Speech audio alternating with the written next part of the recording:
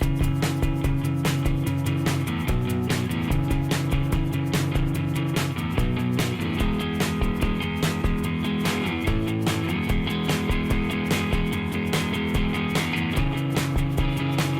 good evening, boys and girls, ladies and gentlemen around the world. It's 10 o'clock on a Friday night. You know what that means. It's time for the WADcast. It's the show about writers, actors, directors, and everybody on a set in between. Whew. And boy, have we got a show for you tonight. This is going to be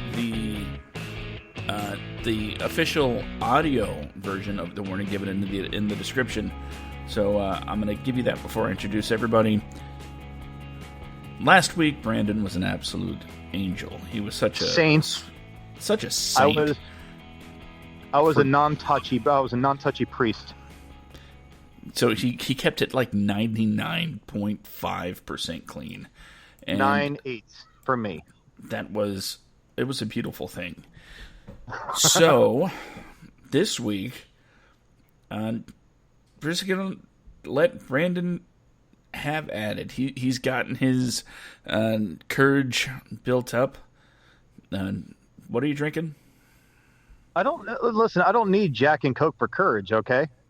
I got plenty of that. Like this right here is just like to help me actually talk about what we're talking about because I'm so disgusted by it. So okay, liquid lubricant. How about that? Oh, I like that. There you go. Your tongue's all lubricated now. See, I'm getting into the spirit of things already. So this is your warning. Tell the kids to go away. Or I guess you could listen to the show later. No, tell them to go away. Oh, no. I'll take care of this. If you are under the age of 18, go the fuck to bed. Do not listen to this because this episode is not for you. Other ones were probably also not for you, but this one especially is not for you.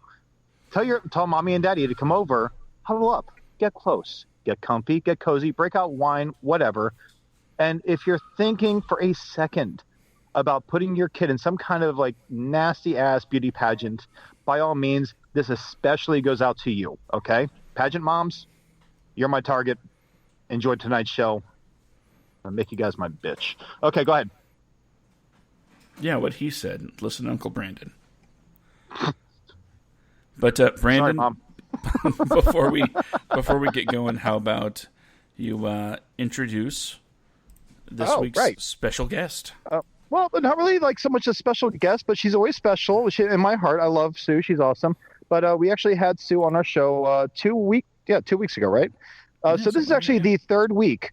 We had a a co-pilot's like the secondary pilot. I guess the tri-pilots, if you want to say. Like, so we have Sue M. Swank on the show. She was the screenwriter we spoke to about 2 weeks ago. And probably like our most vulgar and NC-17 rated show. Funny about ratings because that'll come up tonight.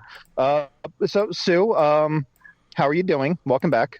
Good to have you back on here. Hi guys, I'm glad to be back.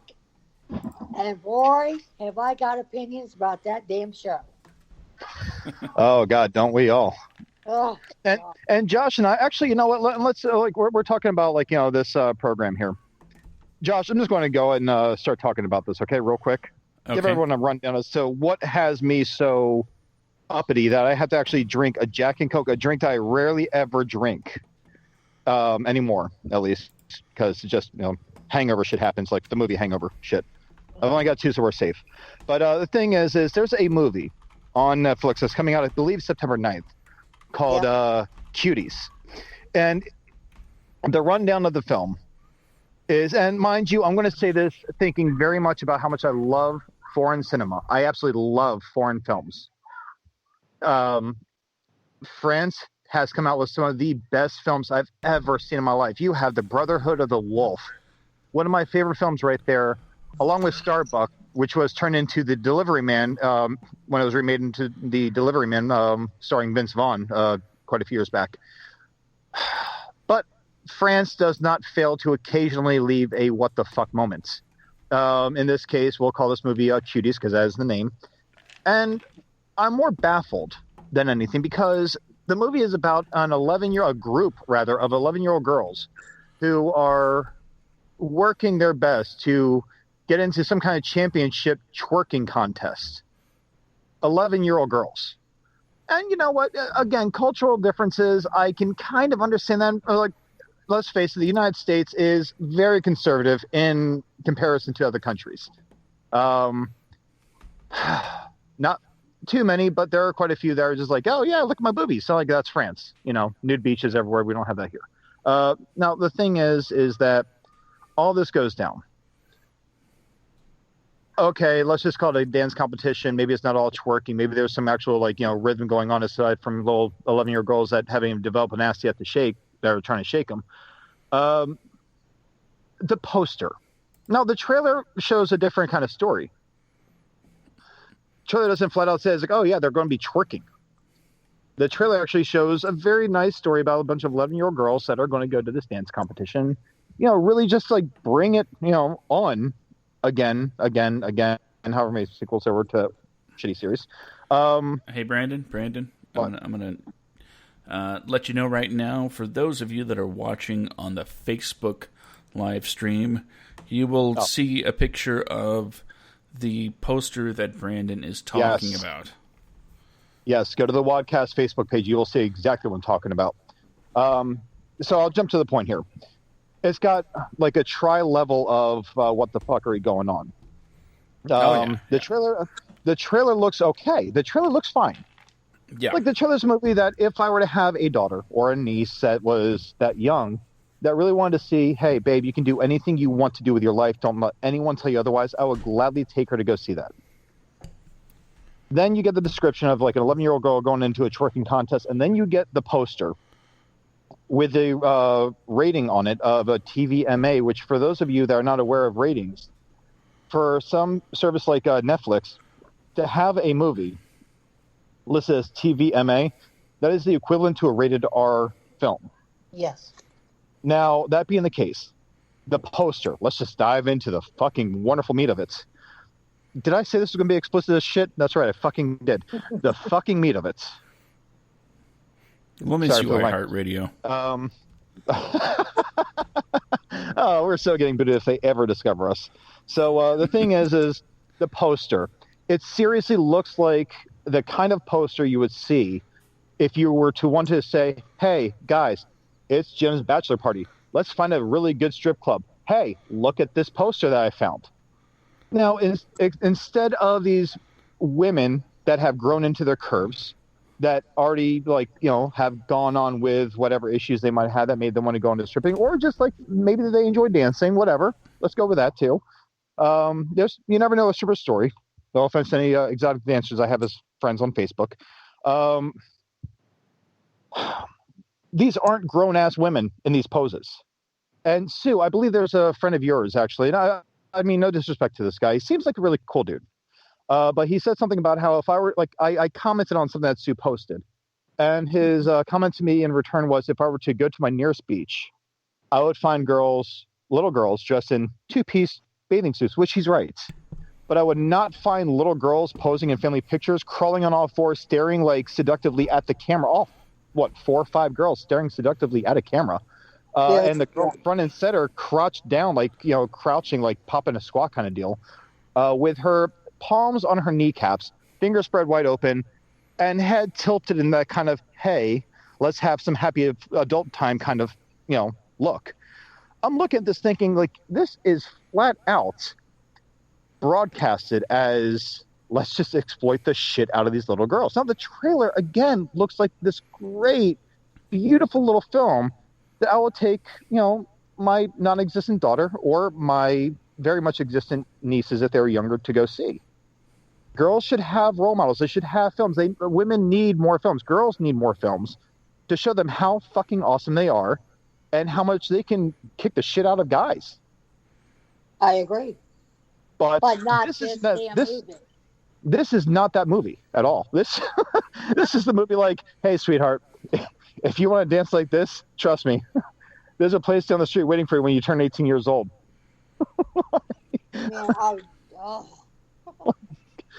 But that's what I've got. That's my introduction, my long-winded introduction. And I'm not even a fraction. How far into this Jack and Coke would you say I am right now?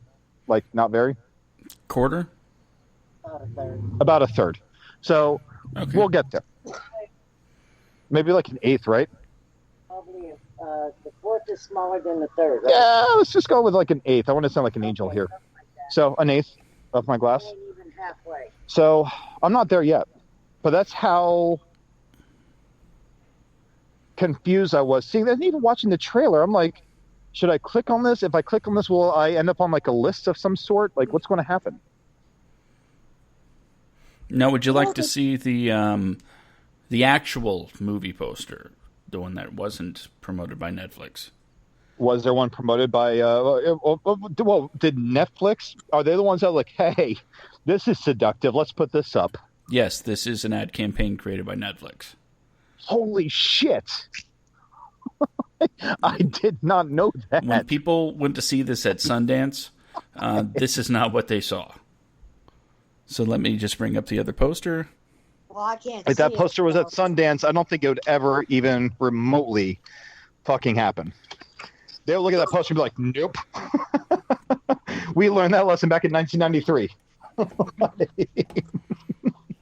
I'll see if I can put it in the Skype chat. A conversation I would gladly bring up that Sue and I are actually discussing briefly, just through a Facebook post. But I'll bring that up in a little bit here. But you go ahead and do your thing. We're going to crack up my laptop here and I'll pull up the Facebook Live feed. I should have already had my laptop out, but Jack and Coke just sound so goddamn good. All right, let me look at this. Give everybody a second to see what's going on. Let me see here.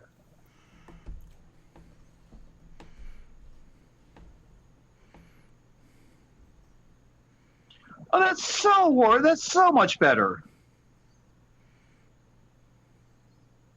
What the fuck, Netflix? Yeah, when you went to see this at Sundance, this is what you saw. Well, I can't see it, so. Did you not get it in the Skype chat? It's not showing up. Did you just send it to me, Josh? No, I put it in the Skype chat. This is weird. Oh. Wow. I'll look at it later. So it is such a difference. Facebook. I can do it like that.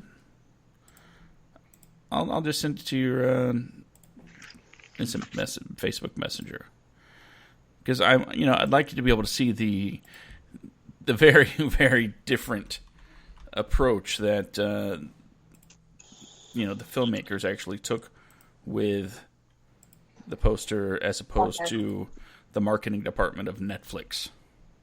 Yeah. And the thing about the filmmaker is, and you see the thing about the filmmaker, I forget her name. It's I'm not good with forenames, but she did very well a few years ago with an independent short film, and this is like a big win. Like this is like the very first feature film directorial debut in her career. So I will definitely give her the utmost respect towards that. My Moon Decor, something like that.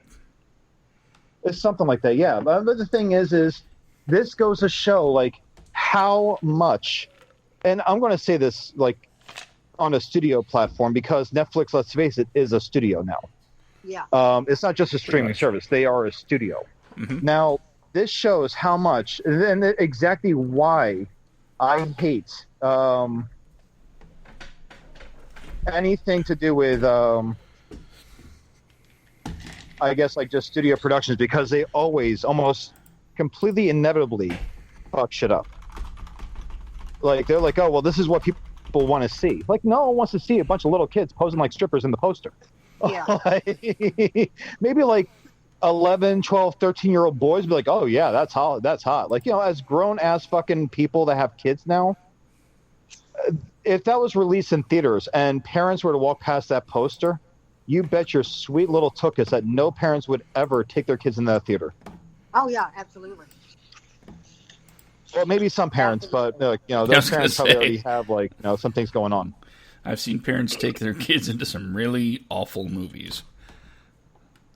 Well, what bothered me? Batman and Robin. What I was thinking about was, remember during Super Bowl when J-Lo and Shakira danced. Oh yeah, the pole thing. Like people are in an uproar over that. People Like lost their damn minds. Oh my God, my kids are watching it. Holy shit, that's pornography. And now people are going, that's really not bad. You know, and I'm over there going, 11-year-old did not need to know how to twerk. That's Miley Cyrus bullshit. And that's it. Like even with the whole like the whole Shakira thing and J-Lo and all that stuff. First off, J-Lo, whatever. Shakira, oh my God, call me, please. If you and your husband never worked out, Danielle, I love you, babe. Shakira, fucking call me. Danielle will either have to accept it or move on. You give me a call, girl. Like, she's definitely a fan of the show. Danielle, I love you. But, fucking top listener. In my imagination. Everybody lost their damn minds. Oh my God. That's pornography. My kids had to see that. Now this comes along. And so many people are like, oh, well, they're just kids. Bullshit. You're twerking at 11. I guarantee you're pregnant by 13. And I was waiting for someone to say something about these young women. Because that's a commonplace thing right now. Oh, these young women. Like, you mean like the fucking 15-year-old there? Yeah. You call that a young woman? Women, girls don't even completely, thoroughly, like their bodies don't completely mature until their late teenage years, I believe. Yeah. So 15 years old isn't a young woman. That is a child. I know. Say what you want to say, whatever makes you feel comfortable about calling that little girl hot. But you know what? Girl. Illegal. Untouchable. Unless you're like a 16-year-old boy. You ain't doing it. Right. Like just... But that's the thing, though. Like this whole thing that's going on. And I've got to clear this up because I had someone actually send me a message when I posted something. They responded they responded to my story, actually. They called me a fucking liberal. I'm like, what the hell does that matter? It's not a matter of liberal or conservative or Republican or Democrat. This isn't political. Right. Like, this has nothing to do with any... There are people that I know, my girlfriend is one of them. She is very liberal. Right. We have arguments over our, political beliefs because mine is like, fuck the government, both sides. But with her, she is flat out she is very liberal. I love her and respect her for her views and how devoted she is to them. But the thing is, she was in an outrage over this. Yeah. Like conservatives this may be the one thing that has everyone like, nope. You guys aren't so bad. Oh, well, now there are you. I can tell you right now, as a mother and a grandmother, I was angry at it because, and this is something else that was thrown up to my face a month ago in another group, a woman's screenwriting group. I was told point blank that because I am a woman screenwriter, I am part of the pedophilia Hollywood. I'm like, no, I'm not. Yeah. Yes, you're. If you write movies and series, you're a part of that establishment. You are in that group. And I got really pissed off because I come from a victim advocate background. I was a victim advocate that specialized in sex crimes. And some of my victims were young kids. Yeah. Which pisses me off even more. And as screenwriters, we are often looked at as Hollywood establishment in pedophilia, which Brandon, you're going to be labeled that. Josh, so you. Doesn't make it right, but we have to stand up and go, not all of us are part of that. Oh, like not, it'd be nice to get a paycheck before being accused of something. See, I look at it this way. People look at this whole, and I really, Josh, you know me. I do not do politics. I cannot stand talking about politics unless I am going to own the person on either side with what I know. That's not opinionated because I hate both sides. The thing is that people have politicized a few things over the last couple years, and most recently has been the COVID-19 situation. Right. Outside of George Floyd, not going to get into that at all, but with COVID-19, it's been very politicized with its don't forget the survival mail. rate. I don't give a shit about that at all. You know what? God damn it! We are about to turn to a political podcast right now. I'm just saying, the deal. You're right. Okay. Everything has taken a slant. But here's okay. Let's go ahead and compare just real quick. My one quick political thing here: the mail versus the coronavirus. The death rate of COVID-19 is about the same as the percentages of voter fraud by mail. So let's just go ahead and compare those. Which one's more important? People living or people committing fraud? So now going from there is the fact that people have politicized COVID-19 so fucking much. And they're hung up on that like 99, or I think it's like down to a 98% because, we're always learning about the shit because of how new it is. That 0.1 or 0.0 whatever percentage right there, that is the amount of screenwriters that are, probably have some interest in, diddling kids. Hence why I say kids don't listen to this shit. If you're listening to it, it's your own fucking fault. There's such a small percentage of people in Hollywood in general that have any interest whatsoever in children. Most of Hollywood finds it disgusting, which is the only thing I respect about Hollywood. Right. Just like most of the worldly population think it is such a deplorable thing, which is why if you are considered a pedophile, and this comes from being raised by law enforcement, if you are sent to prison and they ever find out that you touched a child or did anything to a child, it doesn't matter it doesn't matter if they went in there for bombing a fucking church or if they went in there for shit like, for a hate crime or anything else. That is the quickest way to unite inmates to want to kill you. Yeah. So Absolutely. pedophilia in Hollywood, as much as people as much as like that one idiot said that shows how very little that they actually work in the industry, because they would know flat out if they had any connections whatsoever how much of a fucking bullshit lie that is. Exactly. People that I know that work in film that have heard of this. There's a buddy of mine that I don't agree with on political levels. This guy Dwight, he's very conservative. He's like gung ho conservative. We do not agree, but I love the dude. He's a great guy. He's an amazing dude.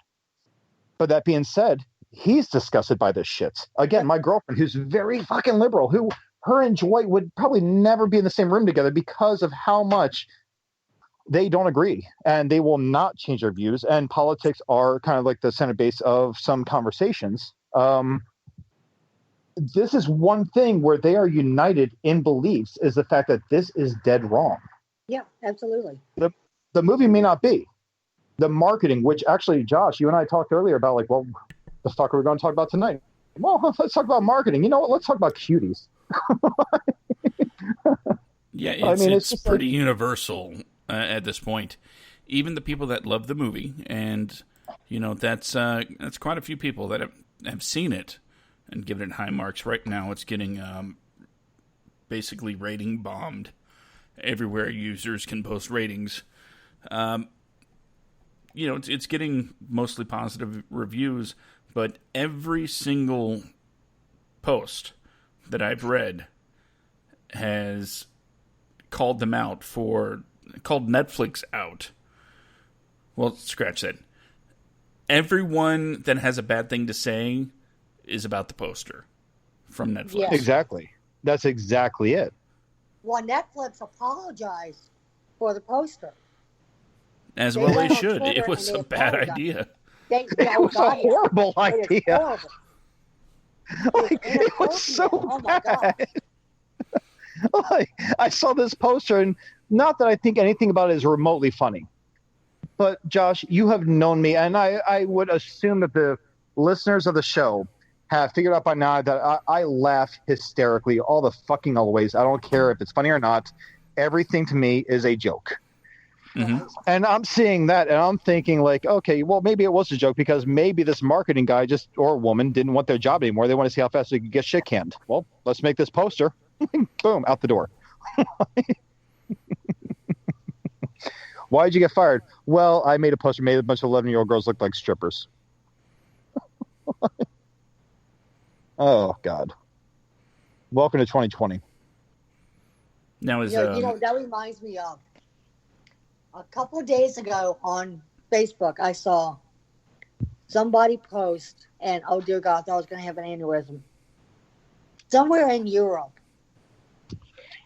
a stripper was on a pole showing grade school kids how to pole dance. They're selling your shit again up there. I usually have to call, and they usually do it by the card.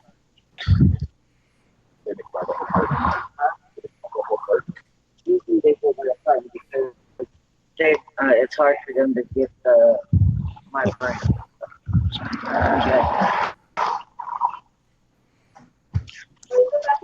It's really quiet here. Was I supposed to say something? No, we didn't want to interrupt. Sorry, I was sorry, the side conversation there. I apologize, guys. Like, I was trying to be polite and hold the phone away from my face. Wow, am I actually coming in that clear tonight? Yeah. This is an improvement over the last time we had you on the show, Sue. I have internet now, so that's a plus. But Sue, to piggyback off what you said, in Jacksonville, there was something called, I think it was called One Spark. Yes. A friend of mine was touting his T-shirt brand there, and I was down there helping him out. And, as one does when you're a part of an event like that, every once in a while you wander, right? You go out, get a feel for what's around you. And in the middle of town, there's kind of a square, a public square. I took my middle child to see the Goonies there once for a movie in the park. It was really nice. But on the corner of one of the main streets was, for lack of a better term, a stripper pole, right? And on it, there was a girl, probably around the same age as the girls in the movie. I got there just as she was finishing up, and then this guy got on it, like 16-year-old male. And it was weird because, he was good. I mean, I don't know what to say about that, but the people running that particular booth came up to us and handed us their pamphlet because they're trying to get pole dancing into the Olympics as an event. Okay. So that was my first, kind of like you said, my first foray into this kind of thing in a literal public square. Yeah. And I only had one context for that before, and you know what that was. Everybody knows what that is. Yeah, it's a stripper. But it's just there. And I'm not saying it's good or bad. Apparently, it's great exercise. I wouldn't know anything about that if you saw a recent picture of me. But I don't. It's one of those things that when you see, you are just left with, what am I seeing? Yeah. Because this is not the context of anything I've ever seen before. I mean, it's taking things I've seen before, young people and a pole, but putting them together, it's like, wait, my mind is malfunctioning here. Something isn't adding up. Yeah. Well, to me, it goes along with what is inappropriate versus what is appropriate for children of a certain age. Now, I will say the people performing in the park were dressed like gymnasts, Well, that's different, yeah. I could see that. And to be fair, considering it was Jacksonville, I did not see anybody lining up with dollar bills, so I was surprised. I can see that, and it is good exercise. And I get my knee fixed. Maybe I could afford a pole too at one point. But I have issues. And we would support that. Don't make me cuss on this damn thing. I've already said fuck like 5 or 6 times now. I just believe that children should not be sexualized. Agreed. And children don't need to be projected or subjected to adult matters. And that takes me right back to the argument I had back when this thing first came out. The tiaras and the toddlers and tiaras. Yeah. I can't stand that damn show. And I know people love it. It's the big thing with that show, like anything like that, even like just not even the show. It's like, fuck that show. The thing that bothers me with things like that, having toddlers, and let's face it, they weren't all toddlers. A lot of them were like 6, 7, 8 years old. Yeah, they're still children. That doesn't make it any less and it doesn't make it any better. The thing is you put kids in those competitions, right? And you had these psycho-ass moms, these crazy moms. I know. They're in the audiences and making these faces, and the kids are mirroring the faces, and it's all cute for everyone. The ratings are going up. Yay! Give Honey Boo Boo and her mom their own show to make her whatever. Isn't my baby so cute? Give her power juice. What was it I think I said earlier, Mountain Dew and Red Bull. That's great. Give your kid a heart attack. I think South Park already tackled that, so I won't. But the thing is still, you had these kids in these competitions. And I love Bad Grandpa so much for even doing that because of the fact that I've always been a fan of Jackass because these guys have balls. So they do shit. These guys beat the hell out of each other and they're best friends. They show those quite frequently. But see, the thing with what they do with Bad Grandpa is they showed exactly what goes on behind the cameras of Toddlers and Tiaras that you don't really see with the moms talking smack on each other while they smile through their teeth at each other and everything else. But you don't see, I guess, the emotion in these kids when they're crushed, when they don't win. And I guarantee these moms are so competitive that they take it out on their kids. Oh, yeah, yeah. And that idea right there, I don't have my own kids. I have a beautiful baby sister that I love to death. Samantha is just a badass little ass kicker. And my mom, my stepdad did right by her by instead of putting her in shit like that, they put her in martial arts. She learned how to kick ass and take names growing up. That is exactly what I would want for any daughter of mine. Absolutely. Hey, babe, learn how to beat the shit out of a dude. If he puts his hand on your boobies on the first date, I want you to break that wrist. Absolutely. But with things like that and things like this movie, these little girls are actresses. But in the real world where this shit happens, and it does happen. It does. Otherwise, there wouldn't be a fucking movie after it. But where these things happen, what you do not read about are these kids who are so heartbroken over mommy and daddy's disapproval of them because they didn't win mommy and daddy the trophy.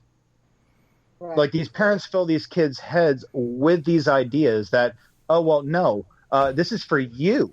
This is to build up your self-confidence and everything else. No, this is to fulfill something that you never had. It's no different than the dad that never cut the football team that makes his son play football. It's no different than the mom who never made it as a fashion model who makes her daughter do this shit all her life. I think, Josh, we actually wrote an episode of Bad Agent. You wrote the first draft. Mm-hmm. And there's an actress in one of these episodes where the mom is we call her the momager. She's the mom manager to this young actress. Yeah. And our agent character, played brilliantly again by Brian Wallace. Brian, always love you, dude. Comes in he steals a box of donuts and offers her a donut to make her smile because she's at this time a kid. She's a 17-year-old kid. And she's on a set, it takes all day. A big set, all this stuff. And the mom snatches that donut out of her hand, gives her a guilt trip, and gives her a bag with what was it, 3 raisins or something like that. If you're hungry, here you go. This shit exists. These parents exist. They're very fucking real. This movie Yes, is not something I find remotely entertaining for these reasons, because it completely passes by these things. And I haven't seen it. And you know what? I will watch this film. I don't want to. I will watch this movie because maybe I'm passing judgment. Maybe there's some profound message that Netflix made this TVMA for a certain reason. So we'll talk about the rating system. Let's, TVMA can.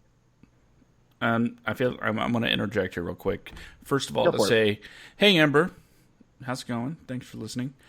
She's made a couple of comments in the live chat.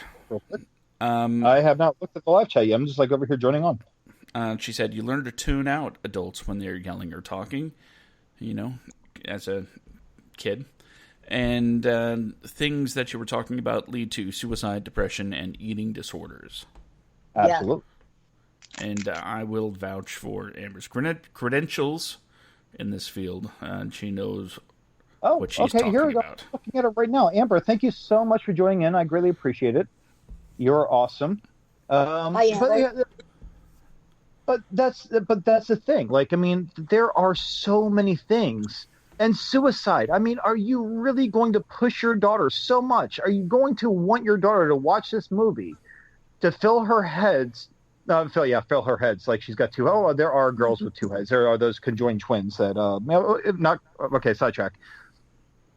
Are you going to fill your child's head or children's head, your daughter's heads, with these hopes and dreams that she may not have, but you have because you took her to see this movie, or I'm sorry, you sat at home with her, even in my mind worse, and force fed her this movie.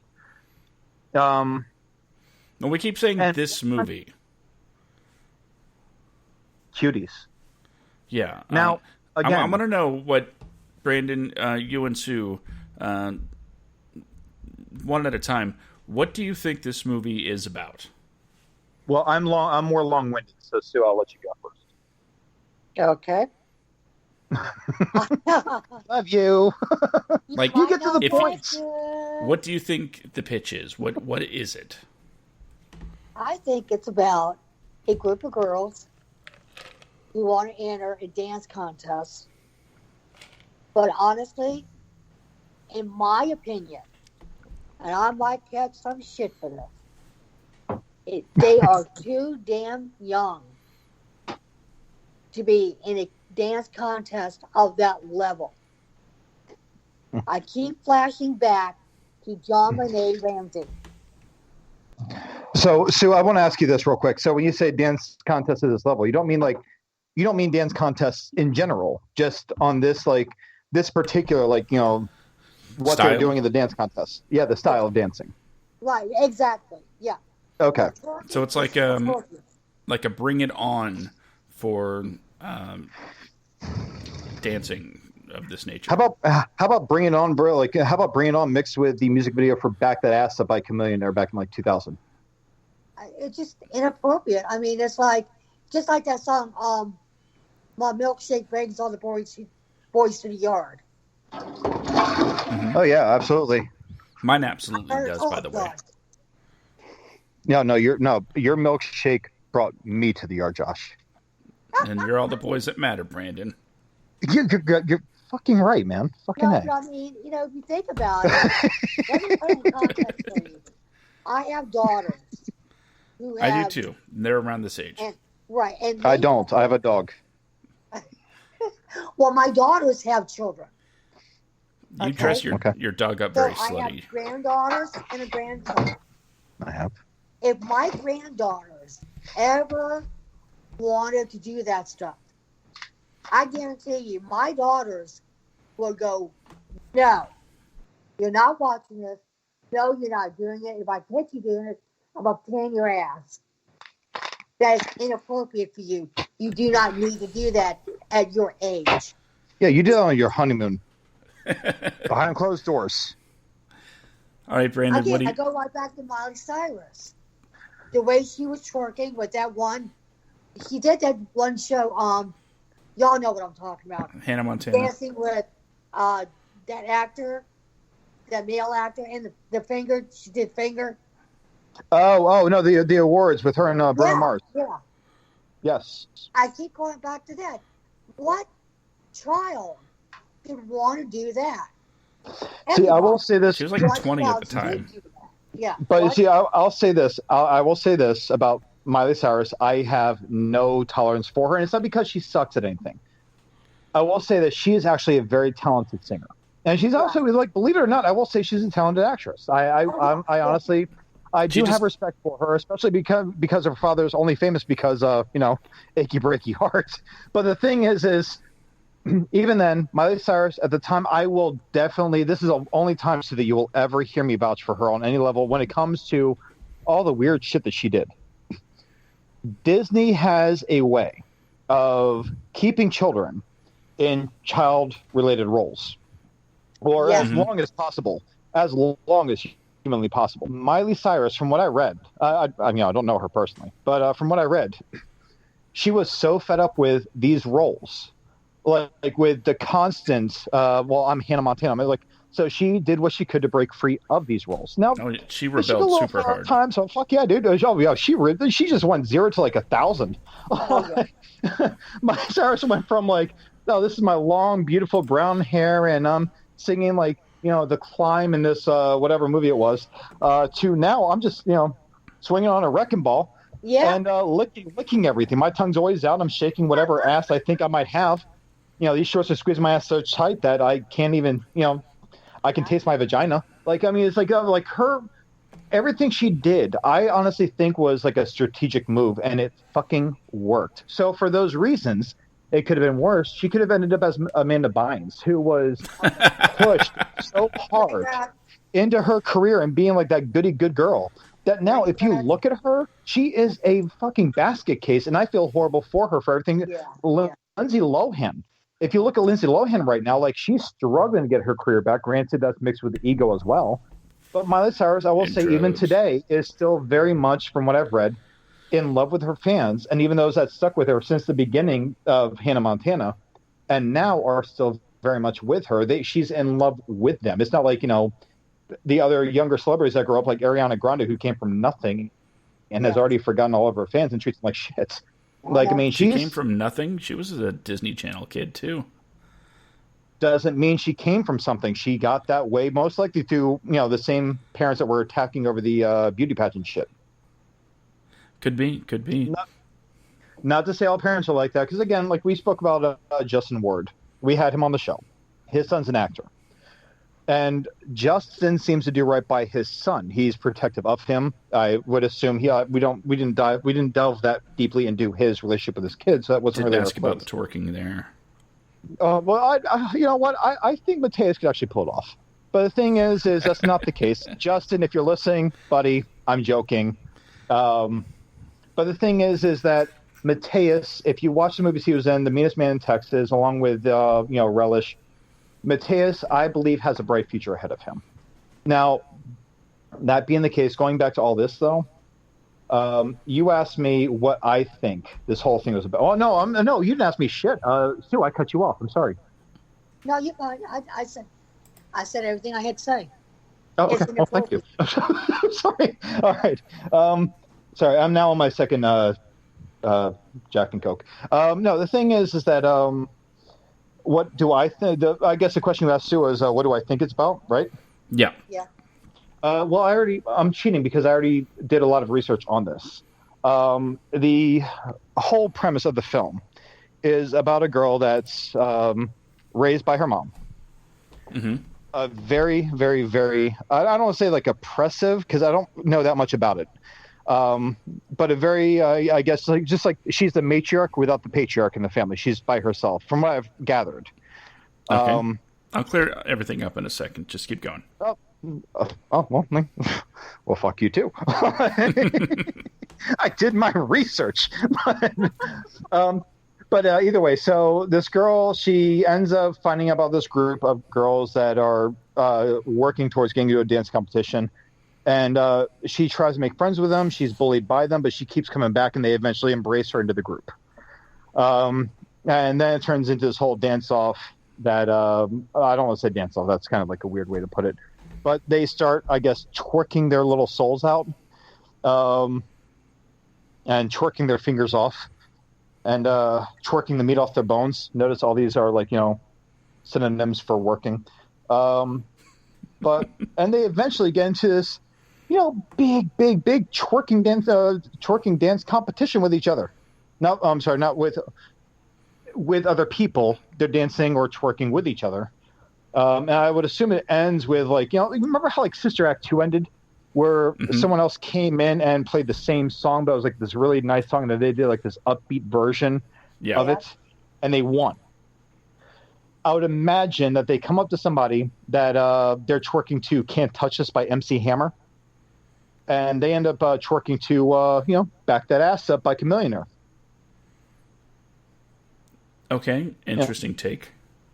That's my take. I don't know the movie. I don't want to attack it because it's not out yet. I will give this movie a chance to watch it, only out of respect, not for Netflix, for the director. I may very well just pirate the fucking movie so as to not give Netflix any extra views. So it doesn't wind up in your algorithm. And then I can actually message the director directly on Twitter and be like, okay, I see what you did. I'm sorry what America did with your fucking movie. Because I would love nothing more than to write that message. You got so a lot of the points pretty good. And I actually read a spoiler-filled review, but I'm not going to go into spoilers. Essentially, though, yeah, you're right. She has a very, very religious mother. That very domineering, right? Yeah, has a tight rein on her. And they have certain beliefs and customs. The father's not around because he is looking for a second wife. He's a polygamist. And they move to Paris. So already she's no in town, fish out of water. Finds these girls interested in what they're doing as far as dance. And she wants to be a part of it. And from what I've read, they establish that, the girls she wants to hang out with are bad news. And everything about them is trouble. In fact, multiple reviews that I've read from people have read it said that it is a scathing rebuke of over-sexualizing children. That it's weird that Netflix did the exact same thing the movie's preaching against. Right. And, from there, things happen, but it is not an underdog story where, it's all about the competition, because it's about the kid adapting to where she is and becoming, I guess, a worse person for it. And that's kind of what I gathered from the trailer. Let's see.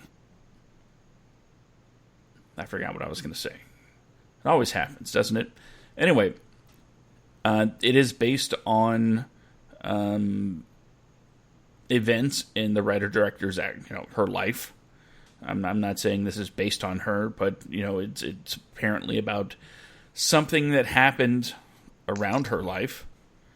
So yeah, this isn't just from out of nowhere. She's writing from personal experience, and I, like you, Brandon, I can't judge the film because I haven't seen it.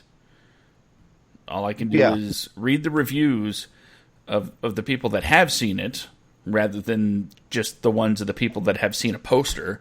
And exactly. But the thing is, even from what I've read, though, it doesn't seem like something that would really interest me. The French put out some really weird films sometime. I don't think I'm weird or alone in thinking that, right? No, you're definitely not alone.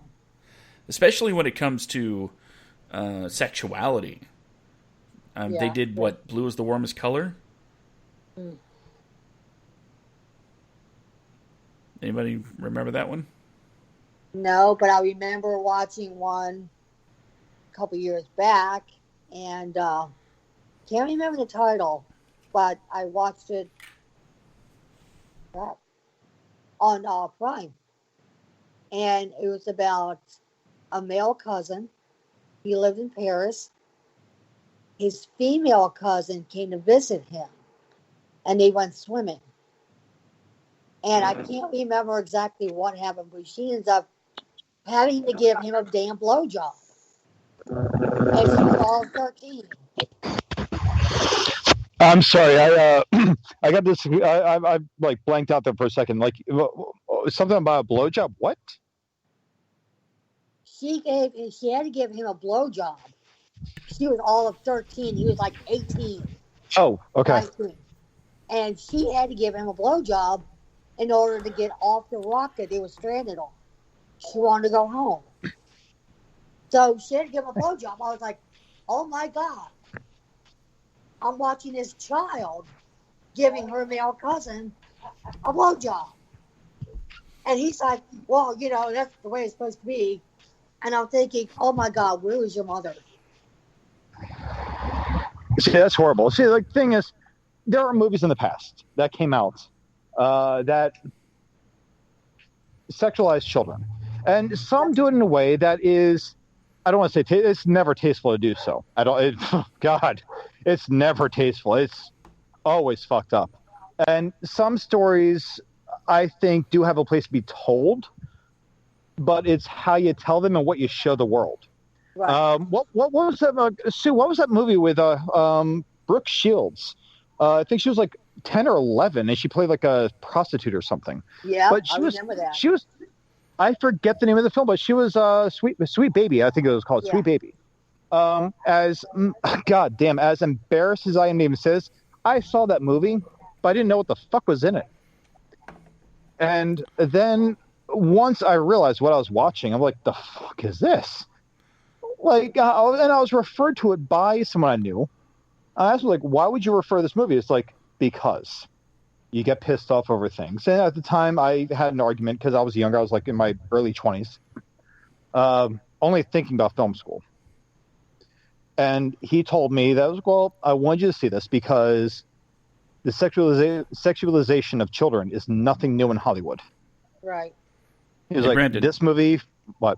Can you bring up the do you have the live feed up? I do not. I bring that up because I thought outside for a second. I had a feeling that we would wind up here. So I'm going to go ahead and put up this graphic. Here, give me 1 second. Let me don't spoil anything for me. Let me just go look at my computer real quick here. All right. Live feed. Amber Flores. Are you talking about the sex sells thing? Or are we talking about all these graphics here? Yeah. Oh, okay. Is this you or is someone else on this?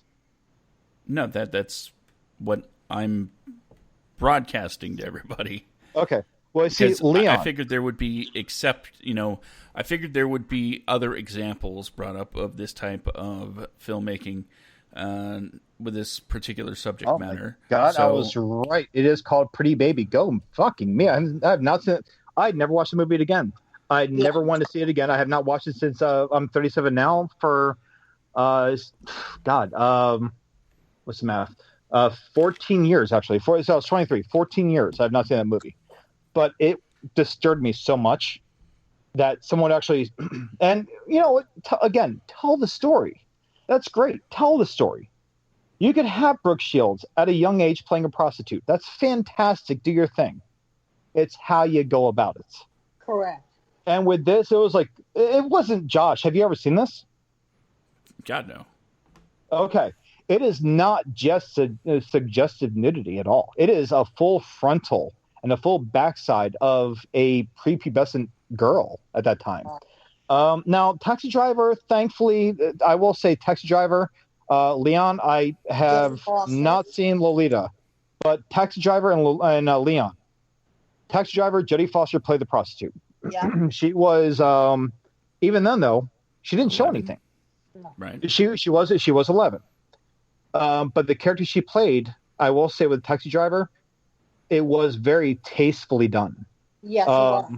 Now with Leon, granted, Natalie Portman was I think her first film, right? Like her first big breakout role. Probably. So with Natalie Portman being, I think, at the age of like 11 or 12 in that film as well, even then, that was very tastefully done. Was it though? Well, I mean, there was no nudity. There was no flat out, it was all suggestive. And see, the thing is when I write, my big thing is I do not want to take advantage of any woman ever, or nor man. I don't want to write nudity in any of my scripts. The Groomsman, it was an award-winning script. With that, there's a whole scene where this guy is hooking up with a woman, and he's taking pictures because it was written back in the days of like digital cameras, like when you would buy those for like $500. And so a whole subplot is that like one of the guys that's playing referee is like this like mousy guy. The guy that hooks up with this girl comes back to the hotel room where he's staying with his nemesis and all this shit, like the other groomsmen that he can't get along with, and the little brother of this groomsman. And this little brother finds these pictures on this phone. I never write into the script that what these pictures entail.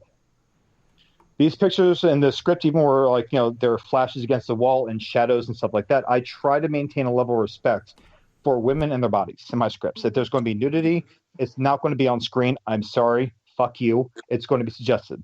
So with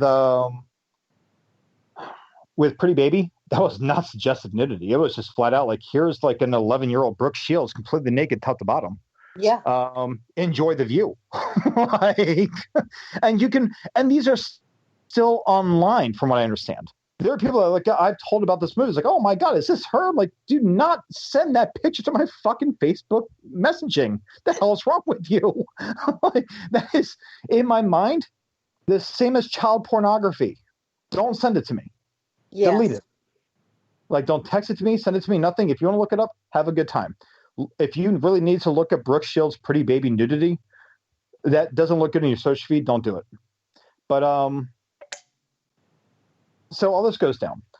Going back to Leon, Natalie Portman, again, I know she didn't play a prostitute. She played a wannabe killer. He was her role model. And yes, maybe it's been a few years, but I think I vaguely remember them falling in love with each other to an extent, or maybe he's protective of her and she falls in love with him. In the U.S. cut, they took out the romance between them. Please, some of those no nudity in the original. I don't believe so. Thank the fuck God then. But the thing is that this goes down. There may have been a romance. There may have been kissing and everything else, which I still do not agree with. But if I had my choice over an actor, I cannot believe I'm fucking saying this. So, Sue, Josh, bear with me. Mm-hmm. If my daughter was gunning for a role so fucking badly, directed by a very, very prestigious director, and her dream were acting, and my daughter were old enough to think for herself, which, let's face it, young women, I hate to fucking say this shit because, again, my baby sister, young women and little girls, usually around like the age of like 12 or 13, they will think for themselves whether they like it or not. They will do their thing. I would rather, of all things, I'd rather neither, but I'd rather, between the two, for my daughter to kiss a grown-ass fucking man on the lips, even just preferably a peck at the very most, over any kind of like frontal nudity and like any kind of like sex scene that might pursue, like with Brooke Shields and Pretty Baby. Yeah, I agree. I know. Like, I mean, I feel even fucking disgusting saying that. I feel like I should end up on this right now. But the thing is these movies that come out, art imitates life, and sometimes life imitates art. It's a vicious fucking cycle. And I see this movie coming out. I will watch it for the sake of watching it again, for the respect of the director, thinking maybe what they have going on, what their vision is, because you see that all the time in foreign cinema when it's introduced to the United States. Like, well, let's give them what the United States likes. Like, here's sex appeal. Like, so I would hope to God that I would watch this with the same chagrin that I would watch it with anything else, and hope for the same result where the fuck is this even like, sexual? Like, maybe it's not. They shouldn't be dancing like this, but this is in France. I don't know where twerking began, so I'm not going to try to. I believe it actually began in Africa.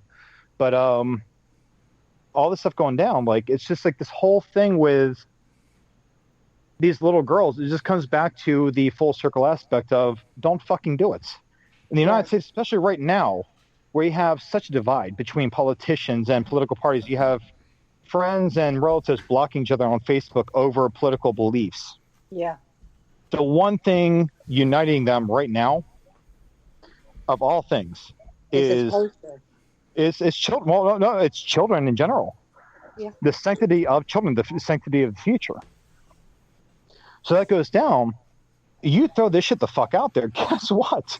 This is very much like that line of Spider-Man, I think it was, Sam Raimi's first Spider-Man movie, where Green Goblin, gets pelted in the back of the head with like a crowbar, and he turns around and all the New Yorkers are up on the George Washington Bridge or the Brooklyn Bridge, I forget which one, and they're winging shit at him.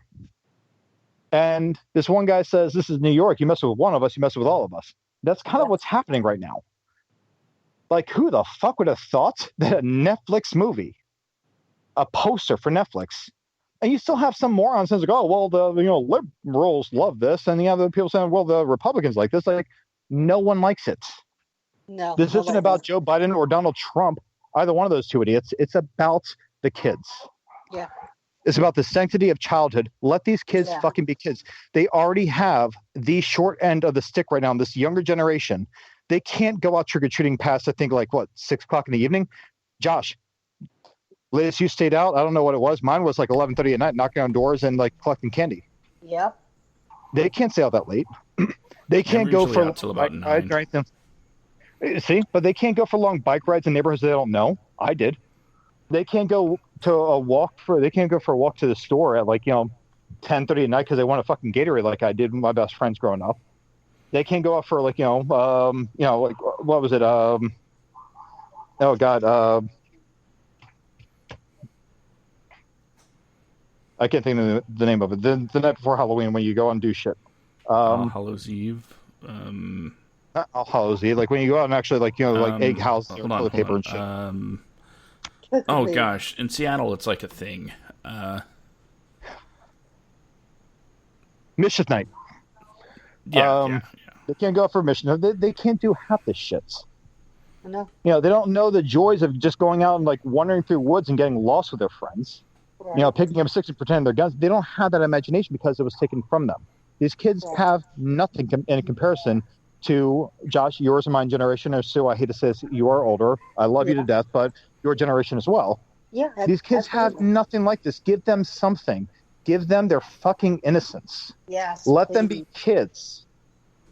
Don't introduce shit like this. It may have been an award-winning film at Sundance. That's great, but if you're going to market it to a country whose innocence is already at fucking stake because of the childish back and forth between left and right nonstop bullshit. Don't talk to your mom because she's a liberal. Don't talk to your dad because he's a conservative. If you're going to introduce this shit to this kind of a country, do it the right way. Yeah, absolutely. Show these kids, you know what? I don't agree with this film and its message. The message I do agree with is the fact that if you honestly work and bust your ass, you can get where you want to go. Bring It On will always be a go-to for me for little girls. Captain Marvel. I didn't give a fuck about that movie, but you know what? For little girls, I saw it with my girlfriend. Mm-hmm. Watch a little girl in that movie. The scene where Carol Danvers is about to stand to her nemesis, and he challenges her to fight him without powers. And you see all these flashbacks of all the times she got knocked down, but she got right the hell back up.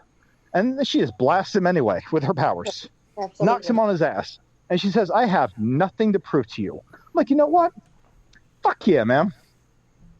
Little girls need to see this shit right here. I don't care about Captain Marvel, but you know what? This right here, a little girl watching all the time she failed, but she got right the hell back up and beat the fuck out of a dude. Yeah. They need to see this shit right here. This is powerful shit. Yes, it is. Twerking, I don't think so much. Yeah, but this is not a movie for kids. No, we got to put that out there. But and this brings me back to what I was saying earlier. The rating system. Now, we don't know what the rating system's for. We know how the rating system works, And the MPAA only really has a say-so in America, which is why Netflix has it as a TVMA. Now, it could go for things that I break I'm breaking tonight, definitely, by saying the word fuck more than once.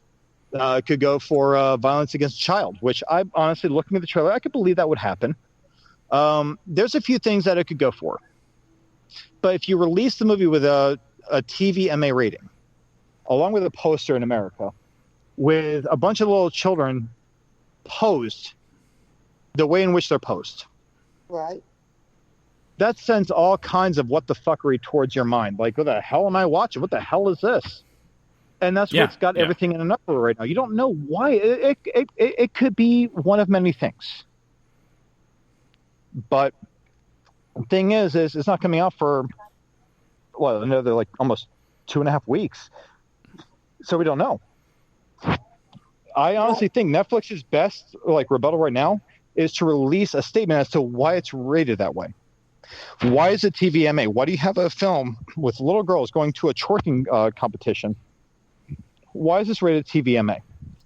Because also sexual undertones and suggestive undertones can be part of it too. It's a twerking competition. The trailer makes it look like just regular dance competition. But if you look up the actual synopsis behind it, from what Netflix said, was twerking, and they fixed it.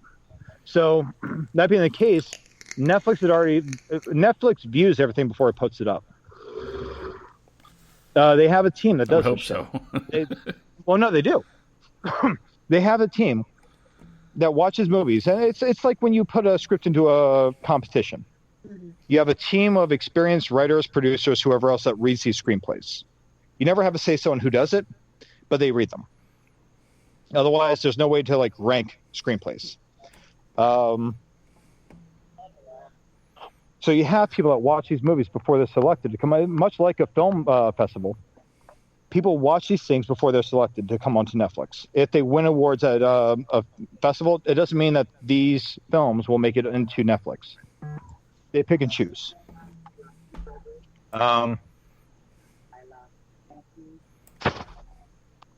Sorry, can you guys hear me? Yeah, I can. Okay, sorry. I heard it like a beep, and I didn't know if I got disconnected again. But Netflix picks and chooses their films. So that being the case, someone watched it, and they wrote a synopsis around it. So either that's what this film was about, or the person that wrote this entry just misled everybody, and now it's causing this uproar in the United States that it's causing right now. Because it's not just like a couple thousand people. This is like millions of people that are pissed off about this because it's exploitation of little girls. Yes, it is.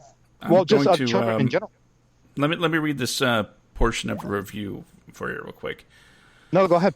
Let's see. It's asking what people are basing their observations on after the influx of half-star and one-star reviews. So it says, what are you basing your observations on? Netflix's marketing disaster? The same Netflix that just admitted how their poster and summary of Cuties totally misrepresented the movie just a few hours ago on Twitter. Yeah. So they're saying Netflix dropped the ball then. They did. But I have no doubt. I'm just saying, is that what this review is referring to? Netflix, this movie is actually a good movie, but Netflix misrepresented as to what it's actually about. Like I said, most of the reviews on this are actually very positive, especially how it handles the exploitation of children and how it's very clearly expresses that these particular girls are not people to look up to at all. They're not heroes. They're I'm not sure what the equivalent U.S. term is, but they're thieves and just bad kids. Well, see, and that brings me to my point. And anyone listening to this show, I want this to be very clear. The point of the show is not to attack the movie itself, ever, not once. And I think that I've done an okay job not attacking the actual film. It's all about the promotion behind it. Yeah. The marketing, you have to when you walk down, when you go to the movies. I fucking miss going to the cinemas. When you go see a movie, you see the posters, Those posters are posters that were very carefully handpicked by executives. Yeah. Like, Right. let's release this. Let's release this.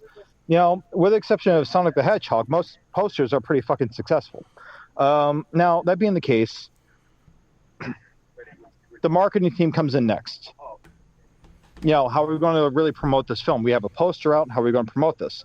Well, we need a synopsis. Sue, you know, because you deal with this fucking migraine all the time with the Facebook group. Yeah.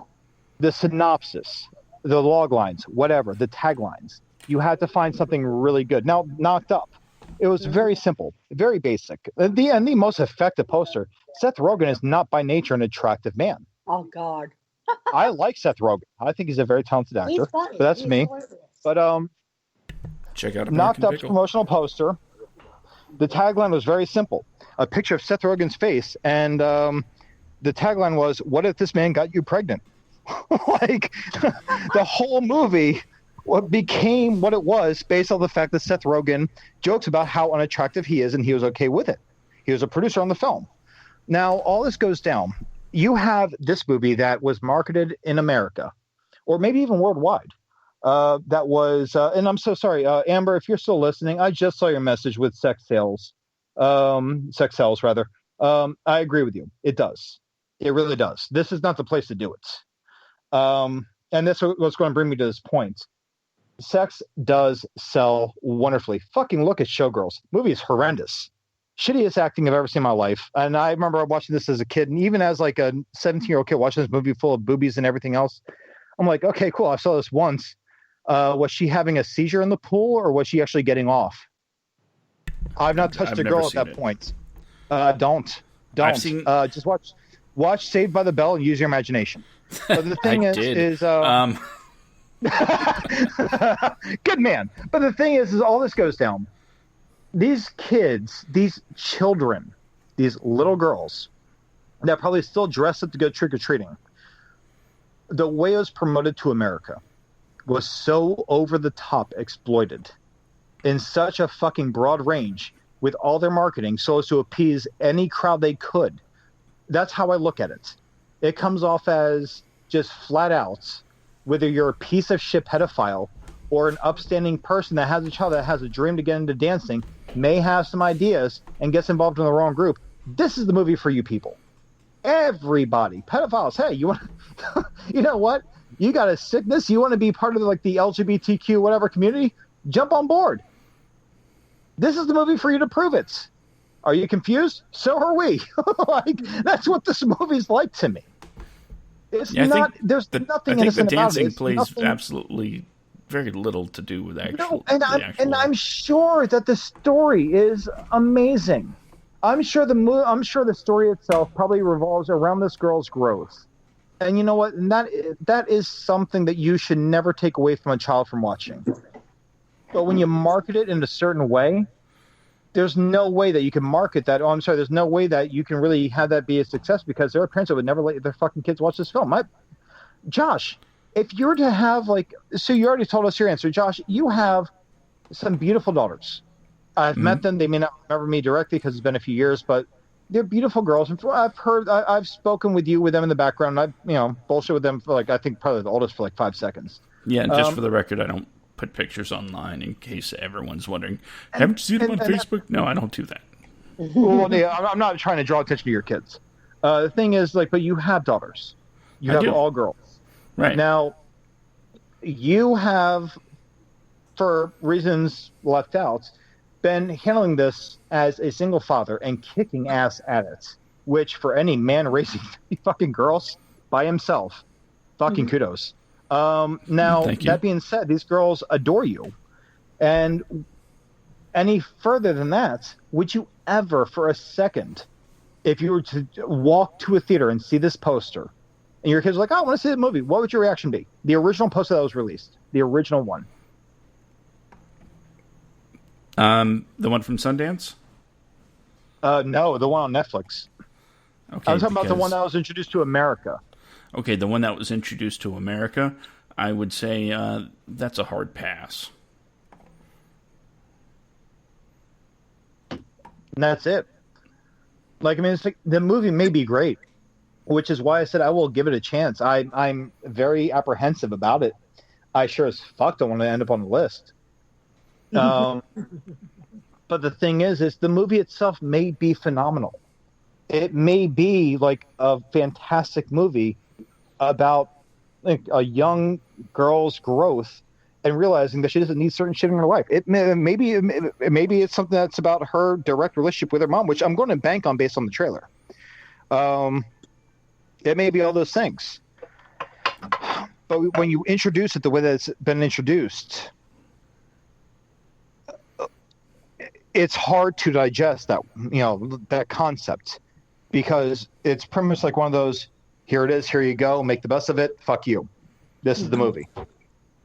Versus what it was and I have a hard time, and I mentioned this earlier, and this will be my last point before I turn it over to one of you guys.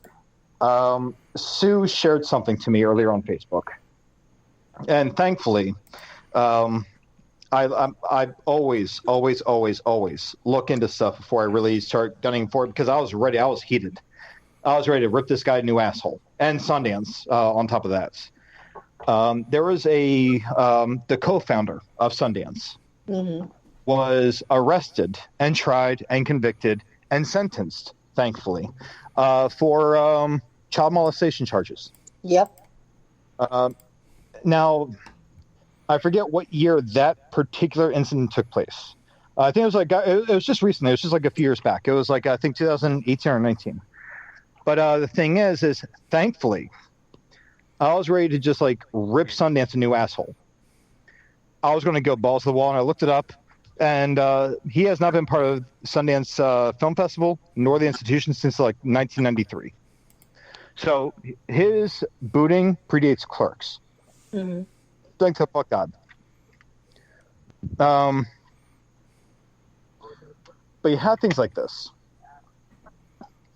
And I cannot imagine a festival like Sundance with what it does and does not accept, because they are very, from what I've read, very protective over children. Right. They become very protective over children. So Sue sent this to me, and I don't mean to call you out, Sue, by any means at all. Fine. It definitely raised a red flag. Thankfully, I was like, oh, thank God. But I'm very happy that if not for like things like the mainstream studios, which again, Netflix has become one. If these studios had their way, everything would be sexualized. It doesn't matter what the fuck it is. Yeah. Now, independent writers, people that want to get into the industry, we don't sexualize shit like that, especially for like single parents, Josh, like you, buddy. Sue, you're a grandmother. Like, I mean, there are people that do not sexualize children because it is fucking horrific.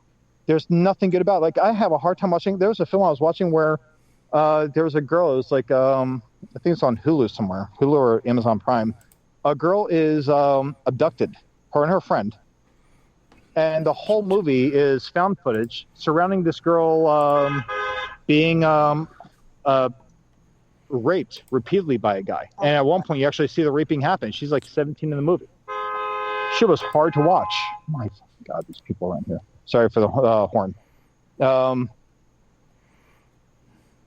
Watching that, again, she's 17. The actress herself is like, I think like 19 when this happened. But it's just like, these things are hard to watch. Right. So thankfully, outside of like these, mainstream studios, these streaming services that like say, oh, we're independent. Like, well, you're really fucking not. If you were independent, you would be all independent, not like with Marvel Productions on it. Right. But these movies that come out that erase this innocence that children should always fucking have and herald, and parents should always be protective of. These kind of movies come out from other countries and leave it to mainstream studios, which is why I hate them so fucking much, to turn this into a sexual thing. And like show off like, like, oh, well, here's these girls posing suggestively. You really want to go see this movie now? Bring your daughters to go learn how to be future hookers. Like, I mean, it's like, it's not cool. And I know plenty of dance moms that would probably be thrilled to go take their kids to go see this movie if it weren't for the fucking marketing. Like, that's where it gets it. And Josh, this is like our original concept, right? Like we talked about, like, well, no, our original was, I forget what it was, but then we spoke about marketing earlier. And then it turned into Cuties. Mm-hmm. And we've made an entire episode so far just out of, like, the existence of this horrific form of marketing. Well, like, this is... will lose customers because of this. Oh, no, I have no doubt. There are people that said, okay, and I'm canceled. Like, goodbye. Oh, yeah, absolutely. Absolutely. Now, what bothered me the most, and, I might get booed about this, I might lose friends, I might lose Facebook friends, whatever. As a previous victim advocate, when I saw that picture, that poster, immediately I thought, here goes the spank material for all the pedophiles that are in the area that can see this. And that's where my mind goes. Now, when my kids were growing up, and I was a victim advocate, I was very peculiar about them. Like Josh, I didn't post pictures of them until recently. A lot of people didn't even know I had kids or was married. I'm that protective of it. I just posted a picture of my granddaughter holding a snake earlier. But it's very few and far between that I do that because I know what's out there. There's a lot of sick people that look at pictures and go, oh, here's my entertainment for the night. Wacka, wacka, wacka. Exactly. And how many times do you think that the poster that they released to America, how many times do you think that happened so far? Oh, my God. Probably a lot. Yeah. Netflix doesn't kick out pedophiles. Right. It's not just should you do it, but can you do it? In today's society, they're going, well, I can do this. It's legal for me to do this. Doesn't mean it's right. So have some responsibility. And yeah, you have there's a moral ground to actually cover there, a moral ground. And what like you said, responsibility. Sorry, go ahead. I'm sorry. No, that's okay. What's it saying about the girls, the actresses that are playing in this movie? What are they being subjected to? And that's it. I will say this, thank the fuck God, those kids, again, key word, kids, live in France. Yeah. Now, I get that France has massive cultural differences. There are nude beaches in right. United States. There are some. I don't turn my nose up at them. I've actually been to one or two. The thing is that they're not as abundant. Right. Anywhere near as abundant as they are in France. In France, every beach is like a fucking nude beach.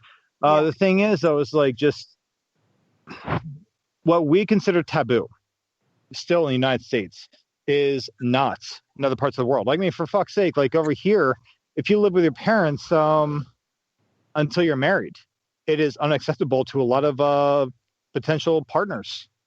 That's not how it is in other countries. Other countries, you live with your parents until the day you're married. Right. That's when you move out. So there's a lot of things that we do that are much more open on certain ends, but they're conservative on other ends. Right. Your bodies are your temples here, depending on your beliefs. But they're governed. Now, in other countries, your bodies are just like your bodies. You do what you want with them. That is your fucking thing. You do your thing. Other countries, women cannot show their bodies or their faces. It really depends on where you go. But things like this, I am very happy to say, as someone that hates politics and hates the back and forth and childish bickering, as opposed to coming together and putting an end to the bullshit like we should. This is one thing that's kind of just pulled that divide closer together to where there's not as much as a divide. So on one end, I thank Netflix for being such a fuck up in this aspect, because people are looking at this and both sides are very angry over it. Oh yeah, and it should be. Oh, absolutely. Like, I mean, it's like, like, you hate Trump, go you. You hate Biden, go you. You hate Obama, fine. George W. Bush, great. Do your thing. Hate all you want. Leave the fucking children alone. Yeah. And that's what it should come down to, is like, like this is a testament to, I guess, our humanity. And that, honestly, I am very thrilled with just how they marketed it. I am beyond thrilled and pleased with how much some final fucking semblance of humanity from either side has just bled through. Oh God, yeah. Like, just, you have both sides, like conservatives and, liberals, Republicans, Democrats, coming together and be like, no, this is equally fucked. And then you still have those dumbasses like, oh, well, yeah, the conservatives love this. Like, conservative. Hear the name. Liberals love this. Like, oh, yeah, I can kind of get that one, but they don't. That's right. No one likes this. A handful of people like this, but they're on both sides, and they're both saying the same thing. Right. The other person is not accepting, this person's not accepting, but then you have, like, the true people that are coming together and be like, no, this is not acceptable at all. This is not cool. This movie is damn near, I would not put it past Netflix to ban it from America before it's ever released, because of the backlash it's already gotten.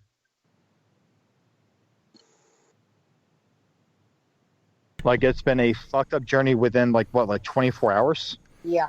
So I think it's going to be the most watched thing on Netflix when it premieres. Oh, yeah. I have no doubt. So if you want to actually break it down to marketing strategy, maybe it's brilliant.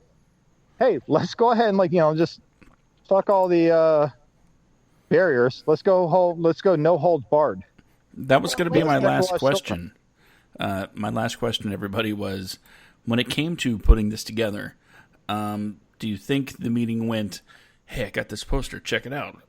Was the guy like, oh man, that's going to piss off a lot of people and it's going to be great? I think the latter of the two, honestly, because I wouldn't put past Netflix at all. And I say that as a Netflix subscriber. I could believe the whole, like, oh, this will piss off a few people, because you know what? Hate sells. Amber, was that her name? Amber in the chat? Yeah. She said sex sells. No, it does. But hate sells so much more. Yeah. There's nothing more powerful than hatred, because you cannot avoid it. Hatred sells fucking everything. Ghostbusters, years later, 2016, answered the call. My most hated film. Now, I've never bought it. I think someone got for me as like a present after I watched it in theaters on a lost bet. Someone got for me a present. It went into the trash. It's in a landfill somewhere. So, guys, if you're in Jacksonville, Florida, you want to go to like the nearby landfill, go for it. It's somewhere. Dig through. If you're desperate enough to watch a shitty film, go for it. Have fun. But the thing somebody's already been there and gotten it. Most likely, I have no doubt. Oh, I found Ghostbusters. Cool. Go you, man. You won the shit lottery. The thing is still the hatred for Ghostbusters that came after the fact has paved the way for the new Ghostbusters that's coming out that the fans are craving now. So I wouldn't even put that past, like, Columbia, TriStar, Sony, whatever, to be like, well, maybe we should, give this Paul Feig guy a chance to bash all the guys that they can, talk about how women can do it better. They'll fail because it's a predominant male fan base. No offense to women, it is. Should we stop him from bashing everything? No, just let him go. Yeah. Oh, it's been out for like a week. Oh, it's got weak sales. If you don't watch it, you're sexist. You're fucking with the fan base. But now we have Ghostbusters Afterlife coming out, like, which should have already been out, which I'm super pissed about. But still, it paved the way for something in my mind that's better. It cannot be better than it was in 2016. I'm sorry, it cannot be any better than it was in 2016 because of the fact that it's a direct sequel to Ghostbusters 2. Right. So hate does sell very well. No, on that note, let me interject something. Remember a couple of years back when Bloomfield or Blumhouse came out with a movie, The Hunt?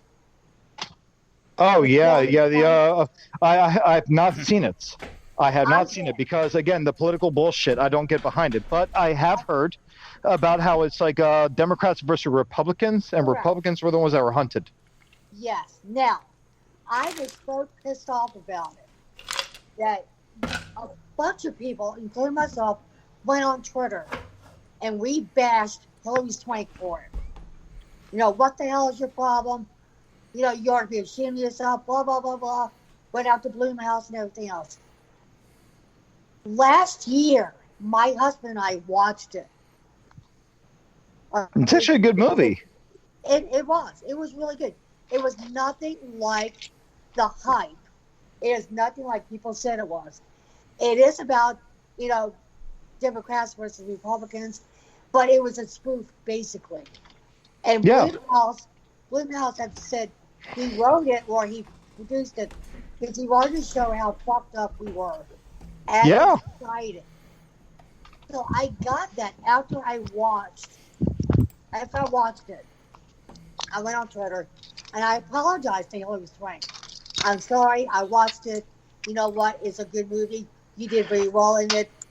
I wish you the best of luck. See, and like not to cut you off, Sue. Another person, Josh, that I think we need on the show because of, if anything, for her experience in Boys Don't Cry, compared to today's America. Yes. Because Okay. we're talking about like societal acceptance, and have you seen that, Josh? No. Oh my fucking god, watch it. Compared to today's societal acceptance, that is a fucking masterpiece. The inability people have to accept something different. Right. Such a beautiful film. But either way, no, I'm sorry, Sue. Go ahead, please. I was thinking Hillary Swank, and just of all our movies, that one's the one that stands out, even more so than when she breaks her neck and she ends up Clint Eastwood. $1 Million Baby. That's it. Yes, that one. Oh my God, I was going to say. Beautiful, beautiful. But either way, please go ahead. Please, I don't mean to cut you off. Continue, please. No, that was all I was saying. Was that, you know, we watched it, and it was nothing like all the hype was. And this movie, Cuties, it might be, you know, like Josh says, it could be totally different. According to the poster, which is god-awful atrocious. Netflix, what the hell are you thinking? Take that off. Do the original one. But have some damn respect for the children. Now, yes, it could be completely different. But that poster, I'm telling you, if that's wrong. And that's wrong. That's just wrong. Wrong. And that's all I'm going to say about it. It's wrong. They ought to be ashamed of themselves. I have a poster of The Hunt showing on Facebook right now. See, this is why you guys need to go to the WADcast page on Facebook, give it a like, so you can join and see these awesome new visuals instead of just doing audio only. You can do both, download and you know, watch live. Or I do believe the recording will be up on WADcast Facebook. But the it says on the poster, the most talked about movie of the year is one that no one's actually seen. You know,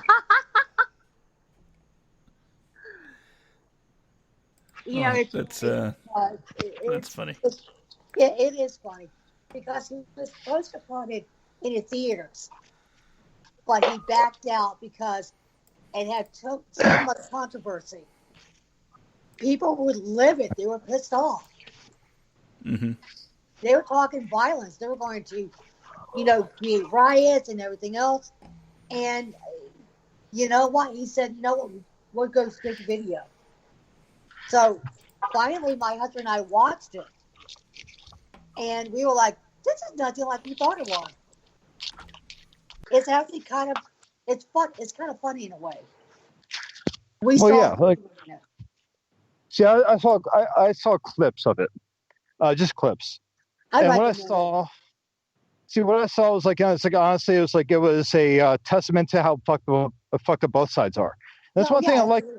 Man, I don't agree with Blumhouse Productions because of what they've done with films I've loved growing up.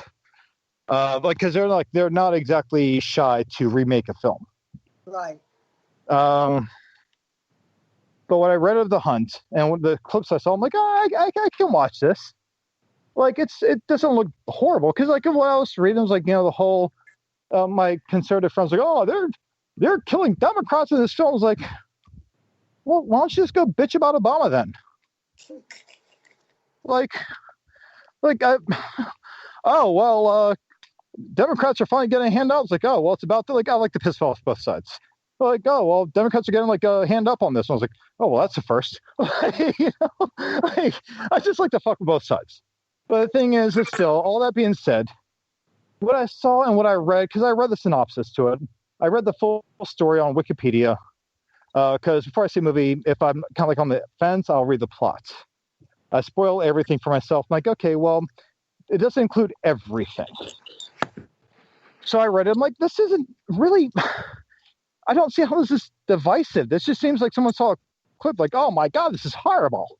Like, so it's on my list. It's in my queue. I want to watch it. I recommend it, honestly. And I read up on Jason Blum's, I've read up on his quotes about it. And I know how very anti-establishment he already is. Right. Like, there's no, and I agree with his political views. Mine are flat out just very simple. There is no absolute. No one has your back. No one gives a fuck about you. They're there to smile, wave, take pictures, and then you don't exist. Whether you like it or not, George Carlin had it right.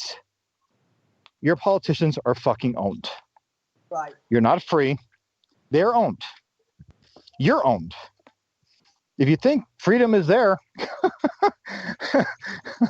go do something then.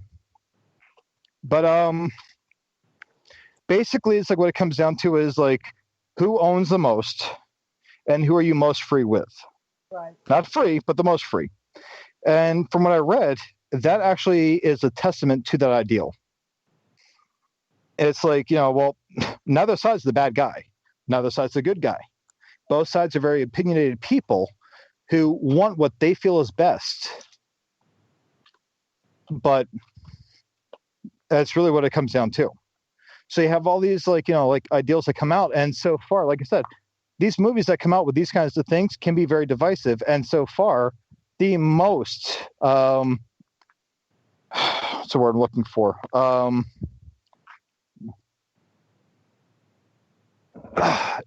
I guess intricate movie I can think of so far without it being released has been Cuties. People are banding together despite political affiliations to say this is not acceptable. Right, exactly. Now, if only they could do more based on other things and band together against, the shit going on in government right now, that'd be great. But movies, oh, that's easy. You can change that in 5 seconds. Like, look at Sonic the Hedgehog again. Oh, I don't like that Sonic the Hedgehog. Oh, mine either. You like Trump? Well, yeah. You like Obama? Yeah. Sonic? Fuck him. Change it. I'm with you. Just like the Godzilla movies. Exactly. When they came with their new Godzilla, people were pissed off. Oh my god. But it's amazing how much movies actually band people together, just like how quickly they tear people apart. Oh, in this case, it's doing what it should. It is honestly banding people. It's like really turning enemies into acquaintances with this shit. Through like some level of commonality. Right. This commonplace ideal that children should be left fucking untouched. Right. Is on both sides. Really, technically, if you want to get into political aspects, all four sides between Democrats, Republicans, liberals, conservatives, there difference between the four. All four of them are like, no, this is not going to fly. Like, leave the kids the fuck alone. Let them be kids. This isn't cool. Now, maybe the movie will be different. I'm sure it will be. I'm sure the story you get on Netflix will be very different, in which case, Netflix listening, you have even more shit coming your way. Oh, God, yeah. Like, if this movie is vastly different to how it was marketed by you guys, you are so fucked. Yeah. But Lawsuits, misrepresentation. absolutely, It could kill this woman's career. I hope that I truly hope for her sake, I've read about the backlash that she got. That is fucking horrible. Absolutely horrible. This, Josh, goes back in line with my war against cancel culture, which I call cancer culture. Yeah. It will always be called out with me. Give it a chance. Look at it. Analyze it. Get to know it. Now, it's already attacked things in the past. Things like, years prior. And even like the showrunners or filmmakers themselves have gone back and adjusted things for fear of repercussions from this culture. Mm-hmm. Now, that being the case, with this, any one of my friends, I'm friends with conservatives, Republicans, liberals, and Democrats alike. I don't judge you based on your political beliefs unless you're a fucking asshole and a racist. That is when you are no longer part of my life. I've got gay friends, gay relatives. You don't like gay people? Get the fuck out. I've got no room for you. That being said, none of you people that are listening to this right now that I know personally, if you are listening, have those thoughts, so you're very much part of my life. Before any of you raise hell about this film, mind you, again, I have not once personally attacked this film. Not at all. I have attacked the representation of it. Right. So if this film comes out and it turns into this film, that I would be proud to have a non-existent daughter or a young niece that doesn't exist watch, I will gladly have them watch this. I don't think you're going to get that. I'm just saying. I don't think it's like the movie Kids. Kids was a raunchy, fucked up film, and it was an amazing film for what it was. It showed a degree of grittiness that people didn't pay attention to in 1990s New York City. I don't think this is that. I think this is honestly something that was passed off as something that it's not supposed to be.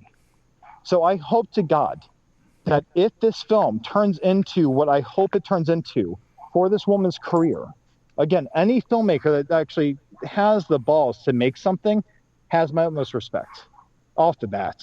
Mm-hmm. I hope to God that I can keep that respect, because she has all of it right now just for what she's done. I'm apprehensive because I'm a victim to representation. I am very apprehensive about watching it, but if it turns into a film where I watch it, I'm like, holy fucking shit, I will sing its fucking praises. Right. Sounds like we're going to have a follow-up. Huh? Absolutely. Oh, no. Dead fucking on, Sue. You will be back here with us. I'll watch it. I will watch this film because I want to see what it's like. Now, if it turns into some movie about a bunch of 11-year-olds twerking their fucking asses off for their beliefs and dreams, and they make it because they can shake their asses the right way, bet your fucking ass I'll tear it a new one. Mm-hmm. If there's substance behind it, and it's a girl that falls into the wrong crowd because she just wants to get into dancing and she's lonely and doesn't have friends, and this is how she makes friends, she realizes she doesn't need those kinds of friends, you bet your fucking ass I will sing its praises. Absolutely. Does this mean I have to watch it? It all depends on what it is. Yes, it does. Okay. Absolutely, man. I will watch it. No, go ahead, Sue. I'll watch it September 9th. You watch. I'll watch it. Yeah. Just a quick reminder, since it's coming out on Netflix, it will be at least mentioned on the Netflix on the September 7th episode. So you'll get a nice reminder of what's coming out that week when you tune into the Netflix every Monday night at 10 p.m. Eastern, 7 p.m. Pacific. Cheap plug complete. And I've got to say this. September 10th, I'll be in New Mexico with Danielle, where she'll be me and my mom for the first time. And at that point, the nearly 2 years that we've been together. So I That's don't amazing. know if I'll be available. Met your mom. Oh yeah, she doesn't live in Florida. She lives in New Mexico. There's a New Mexico? Yeah. New Mexico, yeah. The other land that we stole from Mexico. So Conservatives, fuck you. I mean, technically, most of Texas and damn near all of New Mexico is kind of like, still fair and square. Three toothless rednecks at the Alamo fended off like God knows how many like Mexicans for like 3 days. So, whatever. The thing is, historically speaking, I'm not wrong. Okay. Now, with that being said, yes, she lives in New Mexico, but Danielle has not met her yet. Actually, I've had some other girlfriends. I've never met my mom, but still, this one actually means something to me. So I'm excited. So I don't know if I'll be available for the WADcast that week because of me being out of town and my apprehension towards like, oh yeah, babe, I've got to pop on the WADcast for like an hour or two to talk about this movie real quick. Hey, have you seen Cuties yet? No, let's watch it. Mom, Jimmy, get over here, watch this movie. Oh my God. What's it about? Girls twerking. When that happens. Huh? I want to be a fly on the wall when that happens. My mom's already used my sense of humor. Danielle is still adjusting after almost 2 years because I'm fucked up. My stepdad just rolls his eyes now. So, but the thing is still, the week after that, I say we talk about this. Sue, you're more than capable of filling in. If you want to fill in as like the substitute co-host for the show, you're welcome to. Because I've already left Josh high and dry for work one time. I don't like I can't pull off an hour and a half monologue. It's what I do, man. You did a good job with it. You did a great job. I listened to the whole show. I'm like, oh, he did great without me. He doesn't need me. I can call out whenever I want. Oh, joking. But still, it's like one of those deals where I don't know if I'll be available on I think at that point, the 10th, the 11th, I think is Friday. I don't know. I'll work that out. We'll find out. I guess I'll market the fuck out of it, but I don't know if I'll actually be available. But I do want to see this movie. Again, strictly out of respect for the filmmaker, not for Netflix. And I'm debating on how I'm going to go about it. Like, do I watch it on Netflix or do I watch it like separately or just buy a copy to support her? Because I honestly have a massive feeling that her career has been shattered by Netflix's marketing. Oh, God, yeah. And that's not fucking cool. No, it's not. Not at all. So, like I said, I'll still give it a chance. It's one of those deals like where I just want to see if the outrage matches the fucking crime. Yeah. Because I think everyone deserves that chance. Tommy Wiseau had the room. He got what he deserved. Mm-hmm. So, Troy Duffy with Boondock Saints. That fucker was an asshole after it was filmed. He got blacklisted. Took another 10 years for another film to come out. And he has not made a follow-up since because he was an asshole on that one too. Got what he deserved. Yeah. Now, with this first feature-length film, from what I've read, she's been very, very gracious about any fan following, anyone that's been kind of to say something about her. I would honestly even go so far as to say that I would love to have her on the show. Right now, she's still relatively nobody, so I would love to reach out to her and be like, hey, let's talk. Do it. Yeah. I will. We have an even-numbered episode next week. Yeah. I don't know if we'll get her by then. I think she's still reeling with the backlash of all this bullshit.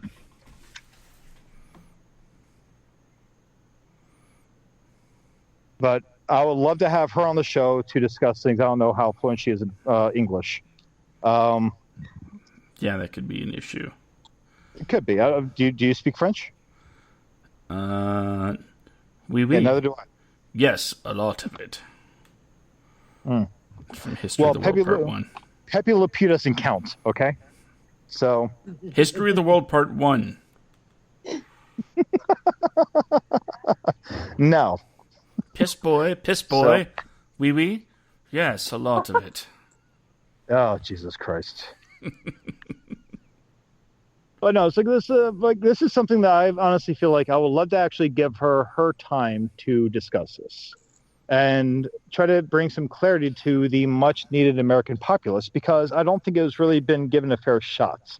Now, with the marketing, It's been horrific. It has been like disgusting. Though it's been like passed off to the United States. Like, oh yeah, enjoy this picture of these little girls posing like a bunch of strippers. Like, oh, I shall not. Yeah. I shall return with a fine. Go fuck yourself. No. But I'm very interested in seeing what her actual vision was because, again, as writers, and Sue, more specifically you, because I've been on film sets. I've seen the aftermath of a studio taking over a writer's script, and I've seen the writer themselves pissed off over their vision being completely distorted. Oh, God. Because of what the studio feels people want to see. I've seen it firsthand a few times, and it's never not heartbreaking. Like, every script is a person's baby, and then even more so, this is a script that you wrote that you have the rare occurrence of being able to direct into the film that you've always envisioned. That's fantastic. But if that vision gets turned into or perverted by somebody to be something else to sell the product, this film will be like, okay, we talked about Animal Crackers last week, Josh. That is the top 10 on Netflix right now for the right reasons. I feel like this would be the top 10 for the fucking wrong reasons. Right, absolutely. And then maybe it might turn into the right reasons, but right now let's just focus on the fact that Netflix is trying to sell a bunch of like 11-year-old girls as pretty much like sexual creatures. Do the cover art alone and the description that they've since both updated. And I fear that if it does get a lot of eyes from, say, casual audiences, mainstream audiences, it'll go from criticizing it for being, an exploitation piece, and criticized for being, French and hard to understand. Yeah. That's pretty much it. Like, we can expect, and if you're just a casual moviegoer, hi, what the hell are you doing here? Second, you're not going to get these kinds of people, the casuals, to appreciate any kind of real, say, art house, indie, foreign movie. There's no kung fu in it, so that that clears a lot of foreign movie fans away right there. Right. As far as the casual audience, and I'm being judgmental here. I'm being broad with my strokes.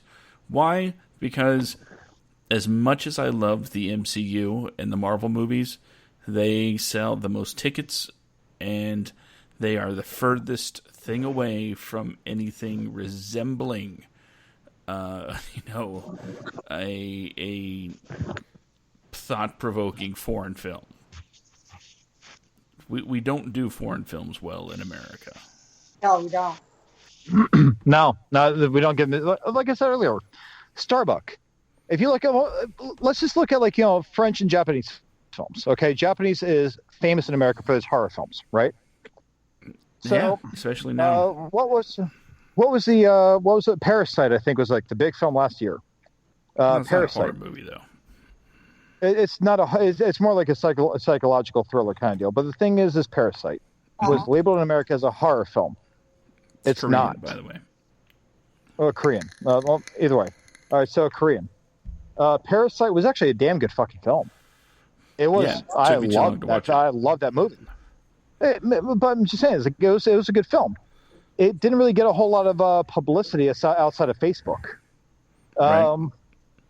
Now, that being said, you go to things like, let's dial back to like the 2010s, before 2000s, The Eye with Jessica Alba. Now, the original film, absolutely amazing. Scary as shit. Right. Jessica Alba's version, it was a Jessica Alba movie. I think she's beautiful. She's depending on how what she's in, she can be an amazing actress. Depending. Hollywood, again, at its finest, used her for her body to the point where she ended up quitting acting. But Jessica Alba was actually not a bad actress at all. She was actually a very talented actress. That was just sexualized by Hollywood to the point where she quit. But the Japanese version of The Eye, The Grudge, Oh my God! the Japanese version was phenomenal, fantastic. I couldn't. I've watched it numerous times over. The American version was Sarah Michelle Gellar that took place in Japan. That was a page-for-page rewrite of the film. Yeah. Somehow still sucked. It was like watching Psycho with Vince Vaughn versus the original with what's his name, Anthony Perkins. Yeah. So it was just like a shot-for-shot remake, and it still fell short. Brotherhood of the Wolf, great movie, French again. Starbuck, I will never stop recommending Starbuck. An amazing film, and even though we reshot it almost shot for shot, line for line, even with Chris Pratt in the American version, it's nowhere near as good as the original. It doesn't hold a candle to it. There are some amazing films that come from overseas that people just either, I guess, because America, sorry guys, we suck at being cultured. We're not cultured. We're very uncultured people. I agree. Most of us speak, to quote some of my friends in the South, Merkin, which is actually English. But we get pissed off over people that speak another language in front of us, when there are actually people that speak in other countries that speak up to 4 languages. Like, we don't learn enough about it. Like, we have cultures that know everything about American history, where you have people in America that don't know shit about the history. I agree. I know. Like, so you have these things that come through. I would always trust foreign films to depict an American-related history theme more so than I would ever trust an American mainstream media company to do it. Yeah. Because we're always the good guys. Every American film, we're always the ones fighting off ghosts. We're always the ones fighting off aliens. We're always the ones, fighting off machines or whatever. You never see the other countries involved. If they are, they're supporting characters that we help and we fix things. Godzilla, for fuck's sake. Like, we stopped what do you call it? Like the two other, we helped Godzilla come back to life at one point. Like, it was our discovery that helped Godzilla in the last film come back to life by figuring out we had to nuke the underground temple, I believe. But these are other countries' properties that we're perverting for our own arrogance. Yeah. So that being the case, who's to say that with this movie we're not perverting this too? Now, I came into this show tonight ready to rip this movie a new asshole on every fucking level, and the further we got into the show, I'm thinking maybe we're aiming our fucking gun at the wrong person.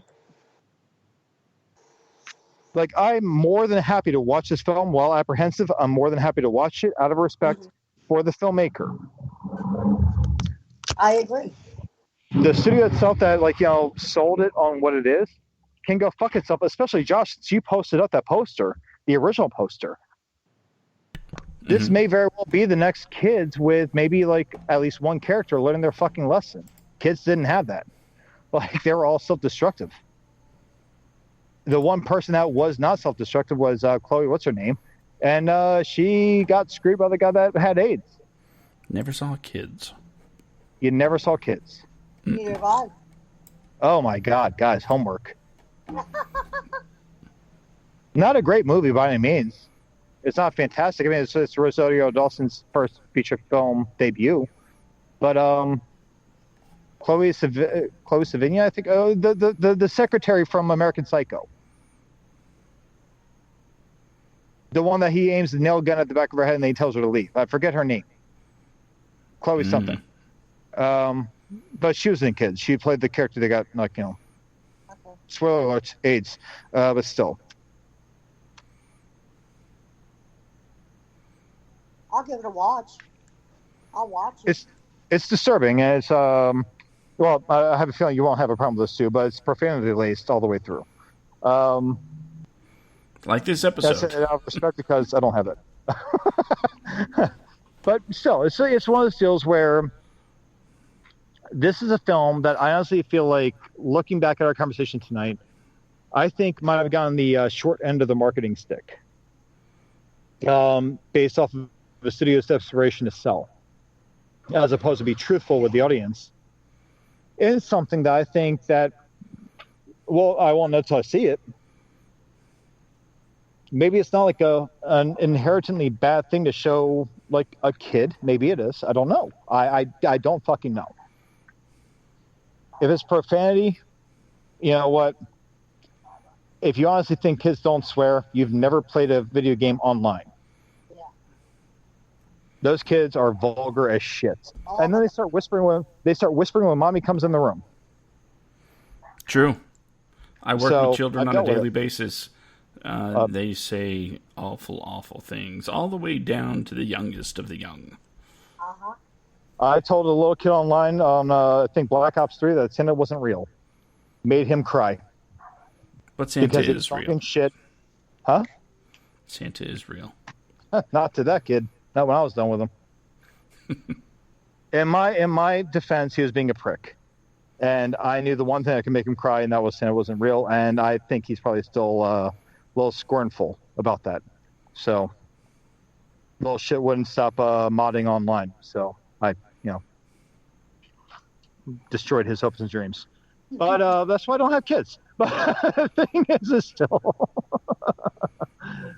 all this goes down. I think that this, I don't want to say I think. I have hopes that this is a film that Netflix just completely fucked in every single way possible.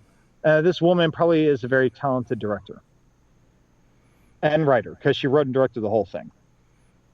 So I'm hoping for that.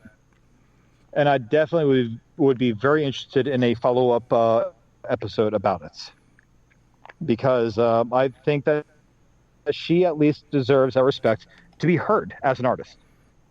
See what she thinks. Now, if she's like some perverted ass fucking artist, like, oh my god, girls are sex objects, like, bye, bitch. I'm done. But no, if she's actually someone that had a profound story to tell, and there's a lesson to be learned from it, as all stories should, for the most part, depending on the genre. This seems like more of a drama, so let's go with that. It should have a story that should be learned, a lesson to be learned. If she did that, great. I will always applaud her for it. If it's something I find out that Netflix just like, you know what, pun intended, twerked around to try to make these girls' asses pop to get some seats in the crowd, my battle's not going to be with her at all. It's with Netflix. Absolutely. My issue. Huh? Issue is not with the screenwriter or the director. My issue is directly with Netflix. What the fuck are you thinking? Yeah. Well, the Epstein documentary did so well, right? So I haven't watched it. I haven't either. No. Well, see, documentaries are one-sided. They look at Super Size Me. That shit was proven to be false, and he still got a sequel. 10 years later. Super Size Me was proven to be absolutely fucking bullshit false. Yeah. Everything he did was staged. Yeah. And it turned into a TV series for him, and then turned into a sequel and follow-up to Super Size Me and to Super Size Me 2. He changed fast food by, decreasing the size of French fries and drinks by, 3 ounces? I mean, oh, no. Get rid of the Super Size. That's too much. No. Well, no, we only need 16 ounces of fries, guys. We only need a pound of fries. And he's like, we don't need a pound and a quarter, okay? He was like a vegetarian or a vegan before he started the McDonald's thing, right? So yeah, he goes from a vegan diet one day to, okay, next 30 days, nothing but McDonald's. Yeah, and it was proven. Bad things are going to happen. But it was proven by nutritionists to be complete bullshit because the nutritionist was also a college professor who went on the same diets, on the same exercise regimen, which is none, as that person. And he proved it to be complete bullshit because he ate the same shit this guy ate. The guy ate, what was on camera, not a bad amount of fast food. And again, it's a documentary, so there are cuts between. You don't know what he was doing between takes. In any documentary, there's tons, hundreds of hours of footage that didn't make it into the film. So you don't know exactly what was going on. It's like watching reality TV. I think it's called Frankensteining the footage. Oh, good Lord, yeah. Fixing it to, fill a narrative. Documentaries are not innocent towards that whatsoever. I know. They're just a genre of film. That's it at the very best. They're a genre of film. Documentaries are built to tell a story just like a narrative. Thing is they're more of the first person approach, but they can be altered. Spinal Tap was a documentary, a mockumentary, but still, nonetheless, a documentary. And it was fake as fuck. About a fake band, yes. Well, yeah. I mean, the amp went to level 11. I mean, come on. Oh, I see your amp has a level 11 on it. Oh, yeah, man. Like, we made that. It was hand painted. Like, shit. But still, I mean, like, documentaries go the same route that social media goes. People will believe anything they see. Yep. So, Super Size Me, proven to be bullshit, launched the guy's career, made him a multimillionaire, like, seemingly overnight, which is rare for a documentary, of all things. It certainly made his opinion more valid than, like doctors and stuff like that. Oh, like Bill Nye? Bill Nye, the science guy, that's not an actual scientist? That guy's a scientist the same way that I'd be a screenwriter if I went to Starbucks and have my screen facing people drinking coffee. Say what? Nothing against Bill Nye. Bill Nye, he's not an actual scientist at all. He is absolutely a scientist. He's far from it. He's a former NASA engineer. I'm not saying he's not intelligent. I'm saying, like, the way that he, like, everything that he dives into, everything he does is scripted. He doesn't write the scripts. Right. What got him famous was the Bill Nye the Science Guy TV show that was for kids. Now, he came up with those experiments, but a lot of things that made him into the world-renowned scientist that he is right now are not things that he's done. Or, I'm sorry, wrote, rather. I'm not saying he's not intelligent. He's a very intelligent man. And, yeah, by trade and by experience, yes, he is a scientist. But on the levels in which he preaches scientists, it's like watching Iron Man and any Iron Man related movie, Avengers, Iron Man, whatever. Hollywood has this thing about twisting geniuses into someone that can pick up anything at all. Iron Man was a machines expert, right? He was like a weapons expert. Mm-hmm. The fucker solved time travel. Like, there's physics, engineering, everything else. Like, yeah, like, it's Hollywood has this way of turning things into something it's not. So, like, genius levels of something, it doesn't mean that you pick up everything that you read. There are geniuses that understand math on a profound level of which I could never understand it. But they can't read for shit. Einstein. But the thing is that with Bill Nye, like, well, this is a conversation for another time. But with Bill Nye, it's like there's a lot of stuff with him that has been misrepresented, and this is coming from, like, obviously my own personal opinion. So attack me if you will. Don't attack Josh or Sue, but this is my opinion. My research on him. He's a very, very, very, very brilliant mind. No doubt about it whatsoever. But when it comes to everything he's proclaimed as, it's kind of like this.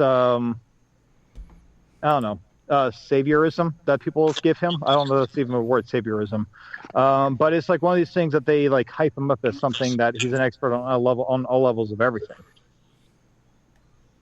Now, climate change, sure, I believe it's real. I'm backing him on that 100% because I believe it myself. But all these other things, like, just there's a lot of stuff that goes on. Like Noah's Ark, I love how he, like, fed it to the guy about, like, Noah's Ark. How I was like, there's no real, like, proof of the flood. Like, they're starting to find things where, like, this ark was actually possibly built. Maybe a legend that was misconstrued for the Bible, which is fine. There may have been a flood. Great. He handed to this guy, which I thought was hysterical, because the guy had no proof, and Bill Nye's like, well, there's, like, no feasible way this could happen. They built an ark in, like, 5 years. A full-fledged ark. It's a museum right now. Mm-hmm. And it's fully functional. So like his whole thing is, well, this couldn't happen. It would take years and years and years for it to be built. Like, well, they did this in like, I think 3, 4, 5 years, somewhere around there. The full scale arc. well, the debate was after the arc. Well, no. I'm just saying. It's like, but still, like, again, my opinion, I may be wrong. I'm open to being wrong. I like being wrong. It happens once in a blue moon. But Bill Nye, I think he's overrated as a scientist because he, while a brilliant mind he has, is limited within his perspective. He's not a genius in every level.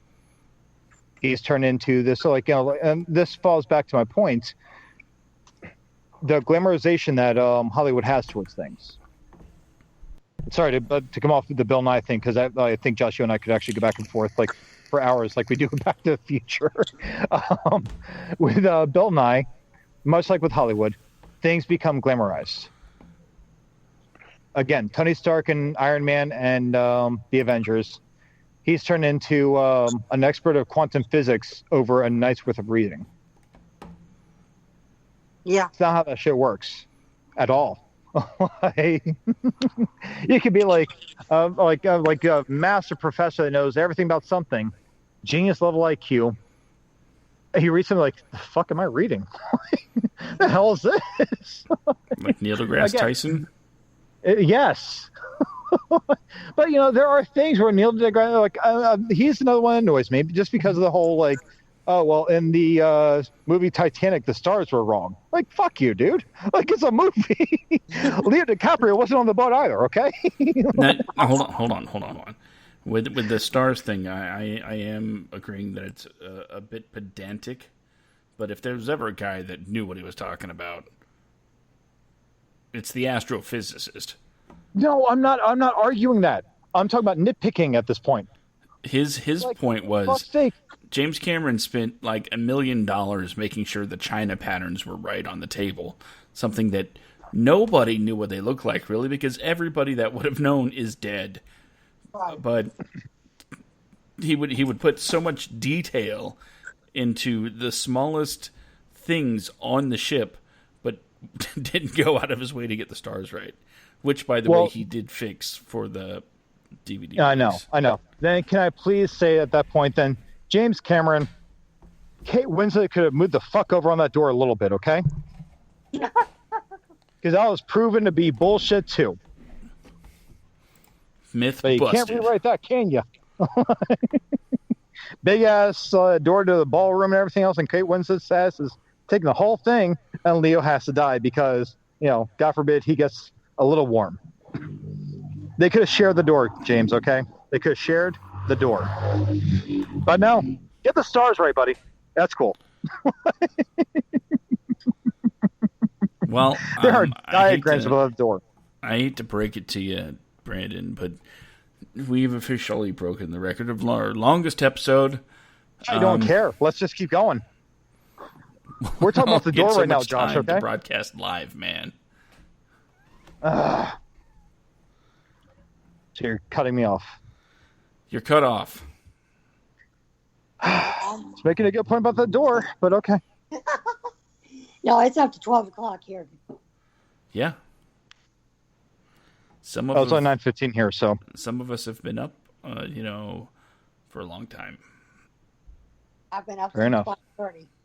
Oh, go you. Holy shit. Yep. Okay. Then out of my selfless side of things, I will gladly cease to argue about that door on the Titanic anymore. James, you're a fuck up. But the thing is still, I'll stop. Oh my God. No more about Kate Winslet. Could have scooted her ass a little bit over and let Leo DiCaprio's poor freezing ass up on the door. Right. No more of that. About that. At least the stars and the plates are right. Yes. James.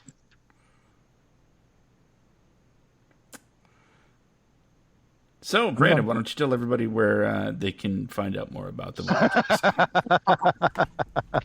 All right. So, long-windedness aside, outside of James Cameron's ass, you can actually catch me on Instagram. You can catch me on my personal account, bjaxman82. It's B as in boy or Brandon. JAX as in my hometown of Jacksonville. Hyphenated. Jax. man, because I'm a man. The number's 82. The years I was born, 82. So bjacksman82 on Instagram. You can also find us on Instagram under the WADcast at instagram.com/the WADcast. You'll find us and you'll know us by our black logo with the white banner across with the words WADcast, the WADcast written in it. And you can also find us on Facebook at facebook.com/guess what? The WADcast. Again, black logo, white banner, WADcast written in it. So that's where you can find us on there. And once I get around to actually going to our website to update it, you can find us on thewadcast.com. You can still go to thewadcast.com, but it is not updated because, what can I say? I work. I'm a slacker. I'm tired. Fuck you. So it's going to be updated soon. That's pretty much what I got. Josh, would you like to be more sensual with our listeners? Nope. Sue, where can people find you on social media? I'm on Twitter. I'm on Facebook. I'm on LinkedIn. And, drum roll, I'm on Instagram. Yay! The doggy! But Instagram is made for my dog, Calvarius the Terrible. Such a cute dog. Soon to be a major motion picture. He's an asshole, but I love him. Very spoiled. Very spoiled. 3 months old. Oh, man. I miss Indiana being that little. Need to start him on Instagram. Indiana Jones, but then I get sued. Mm-hmm. All right. Well, if you like the sound of my voice, you could always go to semicorestudios.com to find out more about all of the fine Semicore Studios podcasts. If you've been paying attention to the social media, like at Semicore Studios or at Skid Comic, or even Semicore Studios on Facebook, give it a like. You will know that last night was another episode of Cinema du Fromage, where we talked about adventures in babysitting, and it was it was a great episode. Well, they all are, but last night was in particularly great because that was one of my picks for this season. So don't forget to join me. Okay, I'm just going to give you the schedule.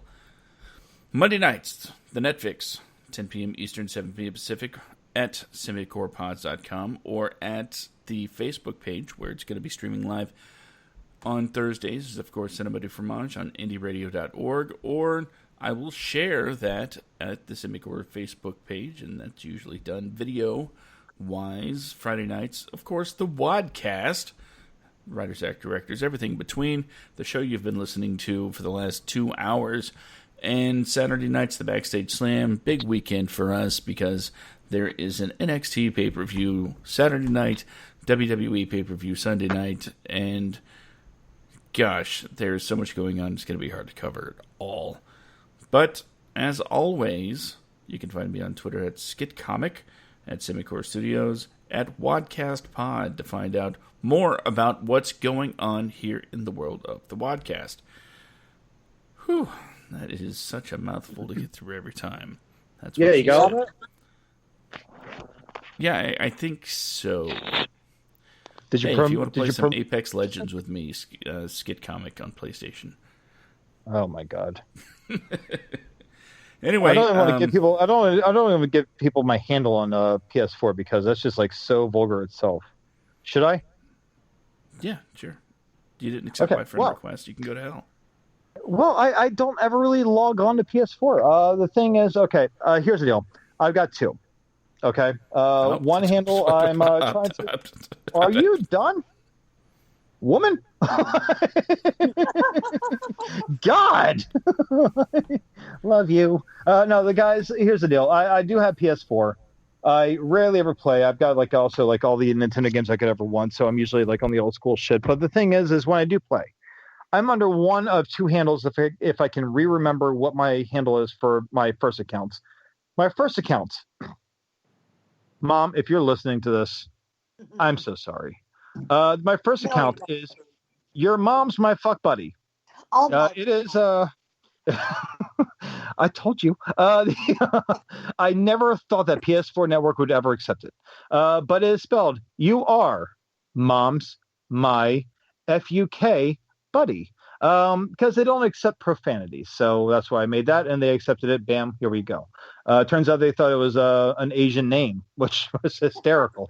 Or you can catch me on my more regular name, Caliville82. That's CALIVILLE82. In which case, I'm usually trolling people on either GTA 5 online or Black Ops 3 online.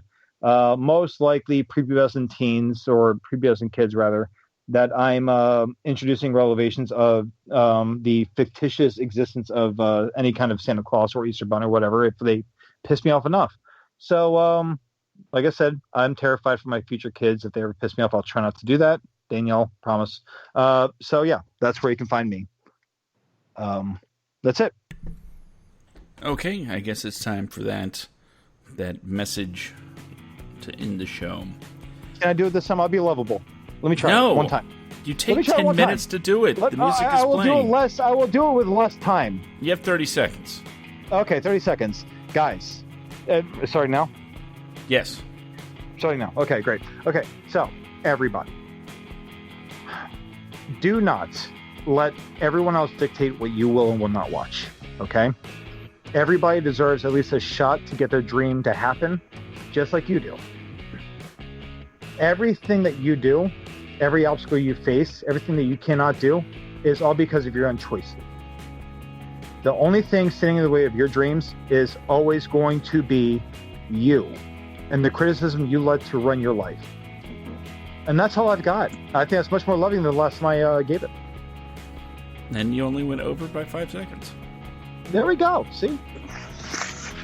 So thank you for everybody for joining us tonight on the WADcast. If you are listening to a recorded version of this, don't forget to rate, review, subscribe, help the algorithms. Let everybody know we're here. Until next week, I'm no, I'm not Brandon. I'm Josh. And that's I'm Brandon. And Sue. And Sue's over there. I'm over here. You know what? We'll see you next week. Bye, guys. Bye.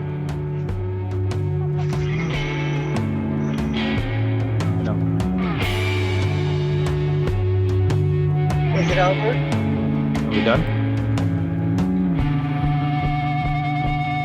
Hello. Josh. I think you left.